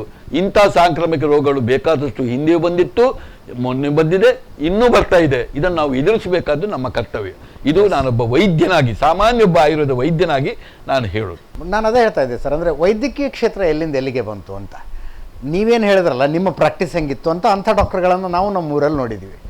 10 ರೂಪಾಯಿಗೆ ಹೋದರೆ ಕನ್ಸಲ್ಟೇಷನ್ನು ಮೆಡಿಸಿನ್ನು ಎಲ್ಲ ಕೊಟ್ಟು ಕಳಿಸ್ತಾ ಇದ್ದವರು. ಈಗ ಹಾಸ್ಪಿಟ್ಲಿಗೆ ಹೋಗ್ಬಿಟ್ರೆ ಇವ್ರೇನು ಟ್ರೀಟ್ಮೆಂಟ್ ಕೊಡ್ತಾರಾ? ನಮ್ಮ ಮನೆ ಇದ್ದು ಬಂದಿದ್ದು ಅಂದರೆ ಈ ಟೆಸ್ಟ್ ಮಾಡಿಸು ಆ ಟೆಸ್ಟ್ ಮಾಡಿಸು ಅದರಲ್ಲೇ ಓಡಾಡಿಸ್ಬಿಡ್ತಾರೆ. ಇದು ಎಲ್ಲ ಕ್ಷೇತ್ರದಲ್ಲೂ ಇಂಥದ್ದೊಂದು ಅದನ್ನು ನೋಡ್ತಾ ಇದ್ದೀರಾ ನೀವು? ಆ ಬದಲಾವಣೆ ನೋಡ್ತಾ ಇದ್ದೀರಾ? ಎಲ್ಲ ಕ್ಷೇತ್ರಗಳಲ್ಲೂ ಈಗ ನಮ್ಮ ಕಣ್ಣನ್ನೇ ನಂಬಿದ ಹಾಗೆ ಬದಲಾವಣೆ ಆಗಿದೆ. ಬೇಕಾದಷ್ಟು ಅಭಿವೃದ್ಧಿಯೂ ಕೂಡ ಆಗಿದೆ, ಬೇಕಾದಷ್ಟು ಸುಧಾರಣೆಗಳು ಆಗಿದೆ, ಅದು ನಾನು ಒಪ್ತೇನೆ. ಇವತ್ತು ವೈದ್ಯಕೀಯ ಕ್ಷೇತ್ರದಲ್ಲೂ ಸ್ವಾತಂತ್ರ್ಯ ಪೂರ್ವ ಹೇಗಿತ್ತು, ಸ್ವಾತಂತ್ರ್ಯ ಬಂದ ಮೇಲೆ ಈಗ ಏನಾಯಿತು, ಎಷ್ಟೆಲ್ಲ ಮೂಢನಂಬಿಕೆಗಳಿತ್ತು, ಹೇಗೆ ಆ ಮೂಢನಂಬಿಕೆಗಳು ದೂರವಾಯಿತು ಎಲ್ಲವನ್ನು ಗಮನಿಸಿದ್ದೇವೆ. ವಿದ್ಯಾಭ್ಯಾಸದಲ್ಲೂ ಆ ಕಾಲದಲ್ಲಿ ಹೇಗಿತ್ತು, ಈ ಕಾಲದಲ್ಲಿ ಏನಾಗಿದೆ ಎಲ್ಲವೂ ನನಗೆ ಅರ್ಥವಾಗ್ತಾ ಇದೆ. ಇವತ್ತು ಪ್ರೈವೇಟ್ ಸಂಸ್ಥೆಗಳು ಅನಿವಾರ್ಯವಾಗಿ ಬರಬೇಕಾಯಿತು ಈ ಎರಡೂ ಕ್ಷೇತ್ರದಲ್ಲಿ. ನಾನು ಪ್ರಮುಖವಾಗಿ ವಿದ್ಯಾಕ್ಷೇತ್ರ ಮತ್ತು ಆರೋಗ್ಯ ಕ್ಷೇತ್ರ. ಪ್ರೈವೇಟ್ ಸಂಸ್ಥೆಯನ್ನು ನಾವು ದೂರುವಂತೆ ಇಲ್ಲವೇ ಇಲ್ಲ. ಯಾಕೆಂದರೆ ಇವತ್ತು ಪ್ರೈವೇಟ್ ಸಂಸ್ಥೆ ಕೊಟ್ಟಂಥ ಕೊಡುಗೆ ಅದು ಅಪಾರವಾದಂಥ ಕೊಡುಗೆ ಇದು ಎರಡೂ ಕ್ಷೇತ್ರದಲ್ಲಿ ಕೊಟ್ಟಿದೆ. ನಾವು ಇವತ್ತು ಸರ್ಕಾರಿ ಆಸ್ಪತ್ರೆಯನ್ನು ನಂಬಿಕೊಂಡು ಕೂತ್ಕೊಳ್ತಿದ್ದರೆ ಇಷ್ಟು ಆರೋಗ್ಯವಂತರಾಗಲಿಕ್ಕೆ ಸಾಧ್ಯವೇ ಇಲ್ಲ. ಪ್ರೈವೇಟ್ನ ಆರೋಗ್ಯ ಸಂಸ್ಥೆಗಳು ಬೇಕಾದಷ್ಟು ಬಂದದ್ದರಿಂದ ಆರೋಗ್ಯ ಈ ಮಟ್ಟಕ್ಕೆ ಇವತ್ತು ಜಾಗತಿಕ ಮಟ್ಟಕ್ಕೆ ಬೆಳೆಯಿತು. ಅದೇ ರೀತಿ ಇವತ್ತು ವಿದ್ಯಾಕ್ಷೇತ್ರದಲ್ಲೂ ಕೂಡ ಸರ್ಕಾರಿ ಶಾಲೆಗಳನ್ನೇ ನಂಬಿಕೊಂಡು ಕೂತ್ಕೊಳ್ತಿದ್ದರೆ ನಮ್ಮ ಮಕ್ಕಳು ಇಷ್ಟು ವಿದ್ಯಾವಂತರಾಗಲಿಕ್ಕೆ ಸಾಧ್ಯ ಇಲ್ಲ. ಪ್ರೈವೇಟ್ ಸಂಸ್ಥೆಗಳು ಬಂದದ್ದರಿಂದ, ಬೇರೆ ಬೇರೆ ರೀತಿಯಲ್ಲಿ ಬಂದದ್ದರಿಂದ ಇಷ್ಟೆಲ್ಲ ವಿದ್ಯಾವಂತರು ದೇಶದಲ್ಲಿ ಆಗಲಿಕ್ಕೆ ಆಯಿತು, ಜಗತ್ತಿಗೆ ಹೋಗಲಿಕ್ಕೆ ಆಯಿತು, ಇಷ್ಟೆಲ್ಲ ಅವರ ಕಾಲ ಮೇಲೆ ನಿಲ್ಲಲಿಕ್ಕೆ ಆಯಿತು. ಇದಕ್ಕೆ ಎರಡು ಪ್ರಶ್ನೆ ಇಲ್ಲ. ಅಲ್ಲ, ಅದನ್ನು ಪೂರ್ತಿಯಾಗಿ ಒಪ್ಕೊಳ್ತಾ ಹೌದು, ಅದರಲ್ಲಿ ಮನುಷ್ಯನ ಸ್ವಾರ್ಥ ಬಂದು ಸೇರ್ಕೊಂತು ಅಲ್ಲಿ ಅಂತ. ಇದರಲ್ಲಿ ಏನಾಗಿದೆ ಅಂತ ಹೇಳಿದ್ರೆ, ಹಿಂದೆ ಈ ಎರಡು ಕ್ಷೇತ್ರದಲ್ಲಿ ಸ್ವಲ್ಪ ಸೇವಾ ಮನೋಭಾವ ಬಲವಾಗಿತ್ತು. ಇದನ್ನು ಎಂದೂ ವ್ಯಾಪಾರೀಕರಣದ ಪ್ರಶ್ನೆ ಇಲ್ಲ. ಇದು ಒಂದು ರೀತಿಯಲ್ಲಿ ಹೇಳುವುದಾದರೆ ಒಂದು ಗ್ರೀನ್ ಝೋನ್ನಲ್ಲಿತ್ತು. ಹೌದು. ಆದರೆ ಈಗ ಅದು ರೆಡ್ ಝೋನ್ಗೆ ಬಂದಿದೆ. ಈಗ ಅದರಲ್ಲಿ ಬಿಸ್ನೆಸ್ ಮ್ಯಾನ್ಗಳು ಒಳಗೆ ಹೋಗಿದ್ದಾರೆ, ಬೇರೆ ಬೇರೆ ಕಪ್ಪು ಹಣದವರು ಒಳಗೆ ಹೋಗಿದ್ದಾರೆ, ಇನ್ನು ಬೇರೆ ಬೇರೆ ಇನ್ವೆಸ್ಟ್ಮೆಂಟ್ನವರು ಒಳಗೆ ಹೋಗಿದ್ದಾರೆ. ಲಾಭ ನಷ್ಟ ಎಂಬ ಪ್ರಶ್ನೆಗಳು ಬಂದಿದೆ. ಅಲ್ಲಿ ಈಗ ಡಿಸ್ಕೌಂಟ್ ಎಂಬ ಪದ ಮತ್ತು ಎಲ್ಲವನ್ನು ಸೇರಿಸಿಕೊಡುವಂಥ ಒಂದು ಪದ ಉಂಟು. ಯಾವುದು ಎಲ್ಲವನ್ನು ಸೇರಿಸಿ ಇಂಥ ಎಲ್ಲ ಹಲವಾರು ಬಿಸ್ನೆಸ್ ಪ್ಯಾಕೇಜ್ಗಳು ಇದೆಲ್ಲ ಬರಲಿಕ್ಕೆ ಶುರುವಾಗಿದೆ. ಡಿಸ್ಕೌಂಟು ಪ್ಯಾಕೇಜ್ಗಳೆಲ್ಲ ನಾವು ಹಿಂದೆ ಯಾವತ್ತು ಟ್ರೀಟ್ಮೆಂಟ್ ಕೊಡುವಾಗ ಅಥವಾ ವಿದ್ಯೆಯನ್ನು ಕೊಡುವಾಗ ಡಿಸ್ಕೌಂಟ್ ಮತ್ತು ಪ್ಯಾಕೇಜ್ ಎಂಬ ಪ್ರಶ್ನೆ ನನ್ನಲ್ಲಿ ಇರಲಿಲ್ಲ. ಈಗ ಇದೆಲ್ಲ ಬಂದಿದೆ. ಇದೆಲ್ಲ ವ್ಯಾಪಾರದ ಬಂದಲಿಕ್ಕೆ ಕಾರಣ. ಆದರೆ ನನ್ನ ಅನಿಸಿಕೆ ಇಷ್ಟೇ, ಇದು ಪ್ರೈವೇಟ್ ಧೋರಣೆ ಎಂಬುದು ತಪ್ಪಲ್ಲ. ಆದರೆ ಇದನ್ನು ಸಂಪೂರ್ಣ ಸರ್ಕಾರ, ಇಲಾಖೆಗಳು ಬೇರೆ ಬೇರೆ ರೀತಿಯಲ್ಲಿ ಕಾಲಕಾಲದಲ್ಲಿ ಅದನ್ನು ಕಂಟ್ರೋಲ್ ಮಾಡಬೇಕು. ಕಂಟ್ರೋಲ್ ಮಾಡಿಕೊಂಡು ಎಲ್ಲವನ್ನೂ ಒಂದು ತಕ್ಕಡಿಯಲ್ಲಿ ತೂಕ ಮಾಡೋದಲ್ಲ, ಇದನ್ನು ಸರಿಯಾದ ರೀತಿಯಲ್ಲಿ ಒಂದು ತುಲನೆ ಮಾಡಬೇಕು. ಸಬಿತಾ ಮೋನಿಸ್. ಓಕೆ, ನೀವು ಇಲ್ಲಿ ಸ್ಟೂಡೆಂಟಾ, ಸ್ಟಾಫ್? ನಾನು ಕೂಡ ಸರ್ ಅವರ ದತ್ತು ಸ್ವೀಕಾರ ಅಡಿಯಲ್ಲಿ ನಾನು ಒಂದು ಅಂಗ ವಿಶೇಷ ಚೇತನ ವಿದ್ಯಾರ್ಥಿಯಾಗಿ ನಾನು ಇಲ್ಲಿ ಪದವಿ ಮಾಡಲಿಕ್ಕೆ ಸೇರಿಕೊಂಡೆ. ನಂತರ ನನ್ನ ಉನ್ನತ ಪದವಿಯನ್ನು ಇಲ್ಲಿ MSW ಅನ್ನು ಮಾಡಿದೆ. ನಂತರ ನಾನು ಇಲ್ಲೇ ಕಳೆದ ಒಂದು 16 ವರ್ಷಗಳಿಂದ ವಿದ್ಯಾರ್ಥಿ ಕ್ಷೇಮ ಪಾಲನಾ ಅಧಿಕಾರಿಯಾಗಿ ಕೆಲಸ ಮಾಡ್ತಾ ಇದೆ. ಅವಳ ಬಗ್ಗೆ ನಾನು ನಿಮಗೆ ಹೇಳ್ತೇನೆ ಸರ್. ನೋಡಿ, ಆ ಹುಡುಗಿಯನ್ನು ಒಂದು ಕಡೆಯಲ್ಲಿ ಗಮನಿಸಿದೆ. ಅವಳಿಗೆ ಎರಡೂ ಕೈ ಇಲ್ಲ, ಅವಳು ಕಾಲಿನಲ್ಲಿ ಬರೆಯೋದು. ನಾನು ಅವಳನ್ನು ಹತ್ತಿರ ಹೋಗಿ ಕಾಲಿನಲ್ಲಿ ಬರೆಯೋದನ್ನು ನೋಡಿದೆ. ಅಂತ ಮುದ್ದಿನಂತ ಅಕ್ಷರಗಳು ಎಷ್ಟು ಇದರಲ್ಲಿ ಅವಳು ಬರಿತಾ ಇದ್ದಾಳೆ. ಬಹಳ ಹತ್ತಿರದಲ್ಲಿ ಕೂತ್ಕೊಂಡು ಅವಳ ತಾಯಿ ಹತ್ರ ಎಲ್ಲ ಮಾತಾಡಿದೆ. ನಾನು ಅವಳ ಸ್ಥಿತಿಗತಿಗಳನ್ನೆಲ್ಲ ಕೇಳಿದೆ. ವೇಣೂರ್ನವರು. ಹಾಗೆ ಎಲ್ಲ ಆದಾಗ ಅವಳನ್ನ ಹೇಳಿದೆ, ನಮ್ಮ ವಿದ್ಯಾಸಂಸ್ಥೆ ಕಲಿಸಿಕೊಡಿ, ಅವಳಿಗೆ ಅಲ್ಲಿ ವಿದ್ಯಾಭ್ಯಾಸ ಮಾಡುವಂತ. ಭಾಳ ಪ್ರೀತಿಯಿಂದ ಬಂದಳು. PUC ಮಾಡಿದ್ಲು, ಡಿಗ್ರಿ ಮಾಡಿದ್ಲು, ಪೋಸ್ಟ್ ಗ್ರಾಜುಯೇಷನ್ MSW ಮಾಡಿದ್ಲು. ಒಳ್ಳೆಯ 85% ಮೇಲೆ ಮಾರ್ಕನ್ನು ತೆಗೆದ್ಲು. ನಿಜವಾಗಿ ಅವಳಿಗೆ ಹಕ್ಕಿನಲ್ಲಿ ಸರ್ಕಾರ ಅವಳಿಗೆ ಅವಳ ನ್ಯೂನತೆಗೆ ಅನುಗುಣವಾಗಿ ಅವಳಿಗೆ ಜಾಬ್ ಕೊಡಬೇಕಿತ್ತು. ಎಲ್ಲೂ ಅವಳಿಗೆ ಜಾಬ್ ಕೊಡುವಂಥ ಪ್ರಶ್ನೆ ಅವಳಿಗೆ ಸಿಕ್ಕಲಿಲ್ಲ. ಹೀಗೆ ಆಗಿರುವಾಗ ಅವಳನ್ನು ನನ್ನ ಹತ್ರ ಬಂದು ಜಾಬ್ ಕೇಳಿದ್ಲು. ನನಗೆ ಆಯಿತು, ಪಾಪ ಅವಳಿಗೆ ಒಂದು ಏನಾದರೂ ಜಾಬ್ ಕೊಡಬೇಕು, ಏನು ಕೊಡಬೇಕು ಅಂತ ಆಲೋಚನೆ ಮಾಡುವಾಗ ನನಗೆ ದೇವರನ್ನು ನನಗೆ ಮನಸ್ಸಿನಲ್ಲಿ ಕೊಟ್ಟರು. ಇವಳನ್ನು SW ಸ್ಟೂಡೆಂಟ್ ವೆಲ್ಫೇರ್ ಆಫೀಸರ್ ಆಗಿ ಕೂತ್ಕೊಳಿಸುವ. ಅಲ್ಲಿ ಬೇರೆ ನ್ಯಾಯ ಸಿಗದಿದ್ದರೂ ಕೂಡ ಮಕ್ಕಳಿಗೆ ಇವಳನ್ನು ನೋಡಿ ಒಂದು ಪ್ರೇರಣೆ ಸಿಗಲಿ. ಎರಡೂ ಕೈ ಇಲ್ಲದಂಥ ಹುಡುಗಿ ಇವತ್ತು ಕಾಲಿನಲ್ಲಿ ಬರೆದುಕೊಂಡು ಈ ರೀತಿ ಸಾಧನೆ ಮಾಡಿಕೊಂಡು ಅದ್ಭುತವಾಗಿ ಇಂಥ ಮಾಡುವಾಗ ನಾನು ಎಲ್ಲವೂ ಇದ್ದುಕೊಂಡು ನಾನೇನು ಮಾಡ್ತಾ ಇದ್ದೇನೆ ಎಂಬ ಒಂದು ಪರಿಕಲ್ಪನೆ ಬರಲಿ ಅಂತೇಳಿ ಅವಳನ್ನು ನಾನು ನಮ್ಮ ಕಾಲೇಜಿನ ಕ್ಯಾಂಪಸ್ಸಲ್ಲಿ ಕೂತ್ಕೊಳಿಸಿ ಅವಳಿಗೆ ಆ SW ಪೋಸ್ಟನ್ನು ಕೊಟ್ಟುಕೊಂಡು ಮಾಡಲಿಕ್ಕೆ ಮುಖ್ಯ ಉದ್ದೇಶವಾದು. ನನಗೂ ಒಂದು ಸಾರ್ಥಕತೆ ಇದೆ. ಟೀಚರಾಗಿ ಕೆಲಸ ಮಾಡ್ತಾ ಇದ್ದೀನಿ ಸರ್. ನಿಮ್ಮ ಹೆಸರಿಗೆ ಏನಾದರೂ ಕಳಂಕ ಬರ್ತಕ್ಕಂಥ ಸಂದರ್ಭಗಳು, ಮಸಿ ಬರ್ತಕ್ಕಂಥ ವ್ಯಕ್ತಿಗಳು ಯಾರು ನಿಮ್ಮಲ್ಲಿ ಮಾಡಿದ್ರಾ ಏನೋ? ಅದನ್ನು ಹೇಗೆ ಸ್ವೀಕರಿಸಿದ್ರಿ? ಆ ಸವಾಲನ್ನು ಹೇಗೆ ಎದುರಿಸಿದ್ರಿ? ಅಲ್ಲ, ಭಾಳ ವಿರಳವಾಗಿ ನನಗೆ ಅಂಥದ್ದೆಲ್ಲ ಬಂದಿರಬಹುದು. ಅದರ ಬಗ್ಗೆ ಇಷ್ಟೇ ಸರ್, ನಮಗೆ ಏನೇ ಬರಲಿ, ನಮ್ಮ ಮೇಲೆ ಏನೇ ಅಪವಾದನೆ ಆಗಲಿ, ಏನೇ ಆದರೂ ಕೂಡ ಸತ್ಯ ನಮ್ಮ ಕೈಯಲ್ಲಿದ್ದರೆ ಆಯಿತು. ಸತ್ಯ ನಮ್ಮ ಕೈಯಲ್ಲಿರುವಾಗ ನಾವು ಯಾಕೆ ಹೆದರಬೇಕು ಹೇಳಿ? ನಮಗೆ ಯಾಕೆ ಅದಕ್ಕೆ ಹೆದರಬೇಕು? ನಾನು ವೇಣುಗೋಪಾಲ್ ಶೆಟ್ಟಿ ಅಂತ ಆಳ್ವಾ ಸಂಸ್ಥೆಯ ಉದ್ಯೋಗಿ ಸರ್. ವೈದ್ಯ ವೃತ್ತಿಯಿಂದ ಬಂದು ವೈದ್ಯಕೀಯ ಮೆಡಿಕಲ್ ಕಾಲೇಜನ್ನು ಮಾಡಲಿಕ್ಕೆ ಅವರು 75 ವರ್ಷಗಳನ್ನು ತೆಗೆದುಕೊಳ್ಬೇಕಾಯಿತು. ಅಂದರೆ ಈಗ ಅಮೃತ ಮಹೋತ್ಸವದ ಸಂದರ್ಭದಲ್ಲಿ ಅವರಿದ್ದಾರೆ. ಈ ಸಂದರ್ಭದಲ್ಲಿ ಅದರ ಜೊತೆಗೆ ಈ ಮೆಡಿಕಲ್ ಕಾಲೇಜು ಒಂದು ಬಂತು. ಈಗ 75ನೇ ವರ್ಷದಲ್ಲೂ ಕೂಡ ಅವರಿದ್ದಾರೆ. ಈ 75ನೇ ವರ್ಷದಲ್ಲಿ ಏನಾದರೂ ವಿಶೇಷ ಇದೆಯಾ ಅಥವಾ ಈ 75ನೇ ಸಂಕಲ್ಪಗಳಿದಾವ? ಹೌದು, ಏನಾದ್ರು ಸಂಕಲ್ಪ ಇದೆಯಾ ಎನ್ನುವಂಥದ್ದು ನನ್ನ ಕುತೂಹಲದ ಪ್ರಶ್ನೆ. ಹೊಸ ಸಂಕಲ್ಪಗಳೇನು? ಇದು ಯಾವುದು ನಮ್ಮ ಕೈಯಲ್ಲಿ ಏನಿದೆ ಹೇಳಿ? ನನ್ನ ಬದುಕಿನಲ್ಲಿ ಆಶಾದಾಯಕವಾಗಿರುವುದು ನನ್ನ ತಂದೆ. ಇಲ್ಲಿ ನನ್ನ ತಂದೆ 107 ವರ್ಷ ಬದುಕಿದ್ದಾರೆ. ಆಗಿರುವಾಗ ಅವರನ್ನೇ ನಾನು ಆಶಾದಾಯಕವಾಗಿ ತೆಗೆದುಕೊಳ್ಳೋದು. ಆಶಾದಾಯಕವಾಗಿ ತೆಗೆದುಕೊಂಡು ನನಗೂ ಒಂದು ವೇಳೆ ತಂದೆಯ ಜೀನ್ಸ್ನಲ್ಲಿ ನನಗೂ ಒಂದು ಹೆಚ್ಚು ಸಮಯ ಕೊಟ್ಟರೆ ಇನ್ನೂ ನಾನು ಸ್ವಲ್ಪ ಒಳ್ಳೆಯ ರೀತಿಯಲ್ಲಿ ಬದುಕಬಹುದು ಎಂಬುದು ನನ್ನ ದೊಡ್ಡ ಆಸೆ. ನಾನು ಈ ಸತಿ ರಾಜ್ಯಕ್ಕೆ ಪ್ರಥಮ 600 ಔಟ್ ಆಫ್ 600 ತೆಗೆದಿದ್ದೀನಿ. ಯಾವುದರಲ್ಲಿ? ವಾಣಿಜ್ಯ ವಿಭಾಗದಲ್ಲಿ.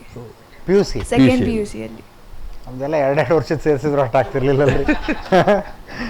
600 ಔಟ್ ಆಫ್ 600. ಹೌದು, ಅವಳು ಕೂಡ. ಓಕೆ, ನೀವು? ನನ್ನ ಹೆಸರು ಅನನ್ಯ. ನಾನು ಕೂಡ ವಾಣಿಜ್ಯ ವಿಭಾಗದಲ್ಲಿ 600ಕ್ಕೆ 600 ತೆಗೆದಿದ್ದೀನಿ 2023ಯಲ್ಲಿ. ನೋಡಿ, ಅನನ್ಯ ಅವಳು ಕೊಡಗಿಂದ ಬಂದದ್ದೇ ಸ್ಪೋರ್ಟ್ಸ್ನಲ್ಲಿ ಅವಳು ಆಯ್ಕೆ ಆಗಿಕೊಂಡು ಇಲ್ಲಿ ಬಂದವಳು. ಅದರಲ್ಲಿ ದತ್ತು ಸ್ವೀಕಾರ ಆದವಳು. ಅವಳು ಬಂದು ಇಲ್ಲಿ ಸ್ಪೋರ್ಟ್ಸ್ ಅಲ್ಲಿ ಫಸ್ಟ್ ಇಯರ್ ಅಲ್ಲಿ ಇರುವಾಗ, ಸ್ಪೋರ್ಟ್ಸ್ ಅಲ್ಲಿ ಸಾಧನೆ ಮಾಡ್ತಾ ಇರುವಾಗ ಕಲಿಕೆಯಲ್ಲಿ ಅಷ್ಟೇ ಮುಂದೆ ಇದ್ಲು ಅವಳು. ಮುಂದೆ ಇರುವಾಗ ಏನಾಯ್ತು, ಅವಳಿಗೆ ಸ್ವಲ್ಪ ಬ್ಯಾಕ್ ಏಕ್ ಬಂದು ಸ್ವಲ್ಪ ಇಂಜುರಿ ಅದಕ್ಕೆ ಅವಳು ತನ್ನ ತಾಯಿ ಹೇಳಿದ್ರು, ನಾನಿನ್ನು ಸ್ಪೋರ್ಟ್ಸ್ನಲ್ಲಿ ಮುಂದೆ ಹೋಗೋದಿಲ್ಲ, ನಾನಿನ್ನು ಕಲಿಕೆಯಲ್ಲಿ ಮುಂದೆ ಹೋಗ್ತೇನೆ ಅಂತ ಹೇಳಿದ್ರು. ಇವಳು ಬಂದು ನನ್ನ ಹತ್ರ ಹೇಳಿದ್ಲು. ಸಾಮಾನ್ಯವಾಗಿ ನಾವು ಹಾಗೆ ಅವ್ರನ್ನು ಚೇಂಜ್ ಮಾಡೋದಿಲ್ಲ. ಆದರೆ ಅವಳ ಮಾರ್ಕನ್ನು ನೋಡಿದೆ, ಅವಳ ಸ್ಪಷ್ಟತೆಯನ್ನು ನಾನು ಗಮನಿಸಿದೆ, ಅವಳ ಇಂಜುರಿಯನ್ನು ಗಮನಿಸಿದೆ, ಸಮಸ್ಯೆಯನ್ನು ಗಮನಿಸಿಕೊಂಡು ಸರಿಯಪ್ಪ, ನೀನು ಸೆಕೆಂಡ್ PUCಯಲ್ಲಿ ನೀನು ಕಲಿಕೆಗೆ ಹೋಗು, ಇದನ್ನು ಬಿಟ್ಟು ಬಿಡು ಅಂತ ಹೇಳಿದೆ. ಕಲಿಕೆಯಲ್ಲಿ ಅವಳು ಪ್ರಪ್ರಥಮ ನಮ್ಮ ಎಂದೂ ಪದವಿ ಪೂರ್ವ ಕಾಲೇಜಿನಲ್ಲಿ ಅವಳೇ ಪ್ರಪ್ರಥಮ ನಮ್ಮ ರಾಜ್ಯದಲ್ಲಿ, ನಮ್ಮ ಇಡೀ ಇತಿಹಾಸದಲ್ಲಿ 600ಕ್ಕೆ 600 ಮಾರ್ಕ್ ಬಂದದ್ದು, ಅದರಲ್ಲೂ ಇಂಗ್ಲೀಷ್ನಲ್ಲಿ 100ಕ್ಕೆ 100 ಮಾರ್ಕ್ ಬಂದದ್ದು ಅವಳೇ ಪ್ರಪ್ರಥಮ. ಫಸ್ಟ್ ಹಿಸ್ಟ್ರಿ ದಾಖಲೆ ಮಾಡಿಬಿಟ್ರು. ಆಮೇಲೆ ಈಗ ಅವಳು ಮುಂದುವರೆದ ಭಾಗವಾಗಿ ಈಗ CS ಅನ್ನು with BCom with CS programme ನಮ್ಮಲ್ಲಿ ಮಾಡ್ತಾ ಇದ್ದಾಳೆ. ನನಗೆ ವಿಶ್ವಾಸ ಇದೆ, BCom ಅನ್ನು CS ಅನ್ನು ಅವಳು ಮುಗಿಸಿ ಅವಳ ಕಾಲ ಮೇಲೆ ನಿಂತುಕೊಂಡು ಇನ್ನು ಮುಂದೆ ಅದ್ಭುತಳಾಗ್ತಾಳೆ. ಇನ್ನೀಗ ಈ ದಿಶಾ ಪೂಜಾರಿ, ಇವಳು ಕೂಡ ಹಾಗೆ. ಅವಳು 92% ಬಂದು ಹಿಡ್ಕೊಂಡು ಬಂದು ಅವಳು PUCಗೆ ಬಂದವಳು. ಕಲಿಕೆಯಲ್ಲಿ ಅವಳು ಸೆಕೆಂಡ್ PUCಯಲ್ಲಿರುವಾಗ ಒಳ್ಳೆ ಮಾರ್ಕ್ ತೆಗಿತಾ ಇದ್ದಾಳೆ ಎಂಬುದು ನನಗೆ ಮಾಹಿತಿಗಳು ನನಗೆ ಲಭ್ಯವಾಗಿತ್ತು. ನಮ್ಮಲ್ಲಿ ಬಹಳ ಅತ್ಯುತ್ತಮ ರಾಜ್ಯದಲ್ಲಿ ನಂಬರ್ 1 ಬರ್ಬೋದು ಅಂತ ಮಾಹಿತಿ ಇತ್ತು. ಆದರೆ ಅವಳ ವಿಧಿಯಾಟದಲ್ಲಿ ಅವಳ ತಾಯಿ ನಮ್ಮ ಆಸ್ಪತ್ರೆಗೆ ಸೇರಿಸೋದು, ಆರೋಗ್ಯ ಸಮಸ್ಯೆ ಬಂದು ಆಸ್ಪತ್ರೆಗೆ ಸೇರುವಂಥ ಒಂದು ಬಂತು. ಅವಳು ಆಸ್ಪತ್ರೆಯಿಂದಲೇ ಅವಳು ನಮ್ಮ ಯಾವುದಕ್ಕೆ ನಮ್ಮ ಎಕ್ಸಾಮ್ಗಳಿಗೆ ಬರುವುದನ್ನು ನಾನು ಗಮನಿಸಿದೆ. ಹೌದೌದು. 3 ದಿನ ಆಗುವಾಗ ತಾಯಿ ತೀರಿ ಹೋದರು. ದೊಡ್ಡ ಕಷ್ಟದಲ್ಲಿ ಅವಳು ದೇವರ ಪಾದ ಸೇರಿದರು. ದೊಡ್ಡ ಆಘಾತ ಅವಳಿಗೆ ಹೇಗೆ ಆಗ್ಬಹುದು ಎಂಬುದನ್ನು ಗಮನಿಸಿ, ಅವಳಿಗೆ ಅವರ ಮನೆಯವರೆಲ್ಲ ಬೇಡ, ಇನ್ನು ಕಲಿಯುವುದು ಬೇಡ, ಈಗ ನೆಕ್ಸ್ಟ್ ಪರೀಕ್ಷೆ ಕೂತ್ಕೊಳ್ಳು, ಸೆಕೆಂಡ್ ಎಕ್ಸಾಮ್ ಕೂತ್ಕೊಳ್ಳು ಅಂತ ಹೇಳಿದರು. ನಮ್ಮ ಟೀಚರ್ಸನ್ನು ಕಳಿಸಿಕೊಟ್ಟೆವು. ಅವರು ಸ್ವಲ್ಪ ಇವರಿಗೆ ಕೌನ್ಸಿಲಿಂಗ್ ಮಾಡಿ ಅವರ ಮನೆಯಲ್ಲಿ ಇವಳನ್ನು ಕೂತ್ಕೊಳಿಸಿ ಸ್ವಲ್ಪ ಕೌನ್ಸಿಲಿಂಗ್ ಮಾಡಿ ಅಲ್ಲಿನ ಅವಳಾಗ ಸ್ಪಷ್ಟವಾಗಿ ಹೇಳಿದ್ಲು, ಕಳೆದು ಹೋದ ತಾಯಿಯನ್ನು ನನಗೆ ಪಡೆಯಲಿಕ್ಕೆ ಸಾಧ್ಯ ಇಲ್ಲ, ಆದರೆ ನನ್ನ ಎಕ್ಸಾಮನ್ನು ಸರಿಯಾಗಿ ಮಾಡಿ ಅದರಿಂದ ನನ್ನ ತಾಯಿಗೆ ಒಂದು ಒಳ್ಳೆಯ ಅವರ ಆತ್ಮಕ್ಕೆ ಸದ್ಗತಿ ಸಿಕ್ಕುವಾಗೆ ಮಾಡ್ತೇನೆ ಎಂಬ ಮಾತನ್ನು ಹೇಳಿಕೊಂಡು ಅವಳು ಮುಂದಿನ ಪರೀಕ್ಷೆಗಳಿಗೆ ಬಂದಳು. 3 ಪರೀಕ್ಷೆಯನ್ನು ಹಾಗೆ ಬರೆದಳು. ರಿಸಲ್ಟ್ ಬರುವಾಗ 600ರಲ್ಲಿ 600 ಮಾರ್ಕನ್ನು ತೆಗೆದಳು. ಇದು ಅದ್ಭುತವಾದ ಸಾಧನೆ. ನಾವು ಭಾಳ ಸಂತೋಷಪಟ್ಟೆವು. ಕೂಡಲೇ ಅವಳಿಗಿನ್ನು ಮುಂದಿನ ಯೋಚನೆ ಆಗಿ ಅವಳನ್ನು ಅವಳ ತಂಗಿಯನ್ನು ನಮ್ಮ ವಿದ್ಯಾಸಂಸ್ಥೆಯಲ್ಲಿ ಸಂಪೂರ್ಣವಾಗಿ ಕೂತ್ಕೊಳಿಸಿದ್ದೇವೆ. ಸಂಪೂರ್ಣ ಉಚಿತ ಶಿಕ್ಷಣವನ್ನು ಅವಳಿಗೆ ಕೊಡುವಂತ ನಾವು ತೀರ್ಮಾನ ಮಾಡಿದ್ದೇವೆ. ಅವಳು ನಮ್ಮ ಹಾಸ್ಟೆಲ್ನಲ್ಲಿ ಈಗ ಅವಳು ಅವಳ ತಂಗಿ ಇದ್ದಾರೆ. ಅದರ ಜೊತೆಯಲ್ಲಿ ಅವಳಿಗೆ ಭದ್ರತೆಗೆ ಬೇಕಾಗಿ, ಇನ್ನು ಮುಂದಿನ ಭದ್ರತೆಗೆ ಬೇಕಾಗಿ ನಾನೊಂದು 14 ಲಕ್ಷ ರೂಪಾಯಿ ಒಟ್ಟು ಮಾಡಿದ್ದೇನೆ. ನಾನು ಒಂದು 3 ಲಕ್ಷ ಕೊಟ್ಟಿದ್ದೇವೆ ನಮ್ಮ ಸಂಸ್ಥೆಯಲ್ಲೂ. ನಾವು ಬೇರೆ ಬೇರೆ ಜನರಿಂದ ಅದಕ್ಕೆ ಒಟ್ಟು ಮಾಡಿಕೊಂಡು ಈಗ 14 ಲಕ್ಷ ಮಾಡಿ ಅವಳ ಹೆಸರಿನಲ್ಲಿ ಡೆಪಾಸಿಟನ್ನು ಇಟ್ಟಿದ್ದೇವೆ.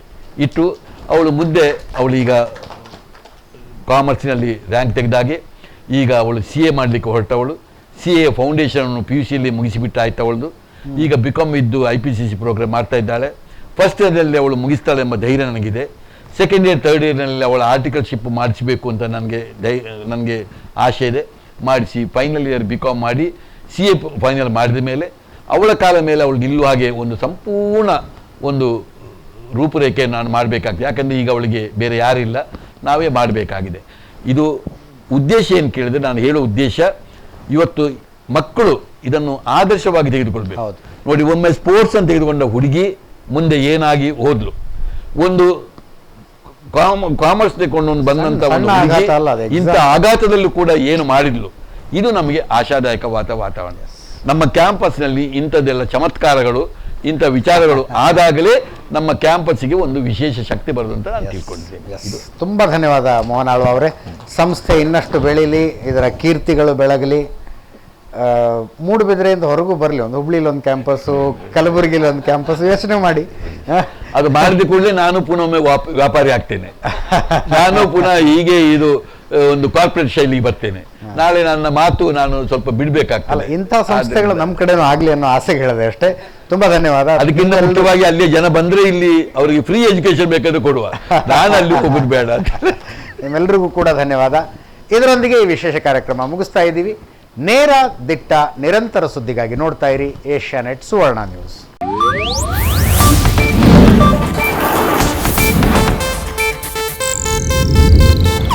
ಇದು ಏಷ್ಯಾನೆಟ್ ನ್ಯೂಸ್ ನೆಟ್ವರ್ಕ್ ಪ್ರಸ್ತುತಿ.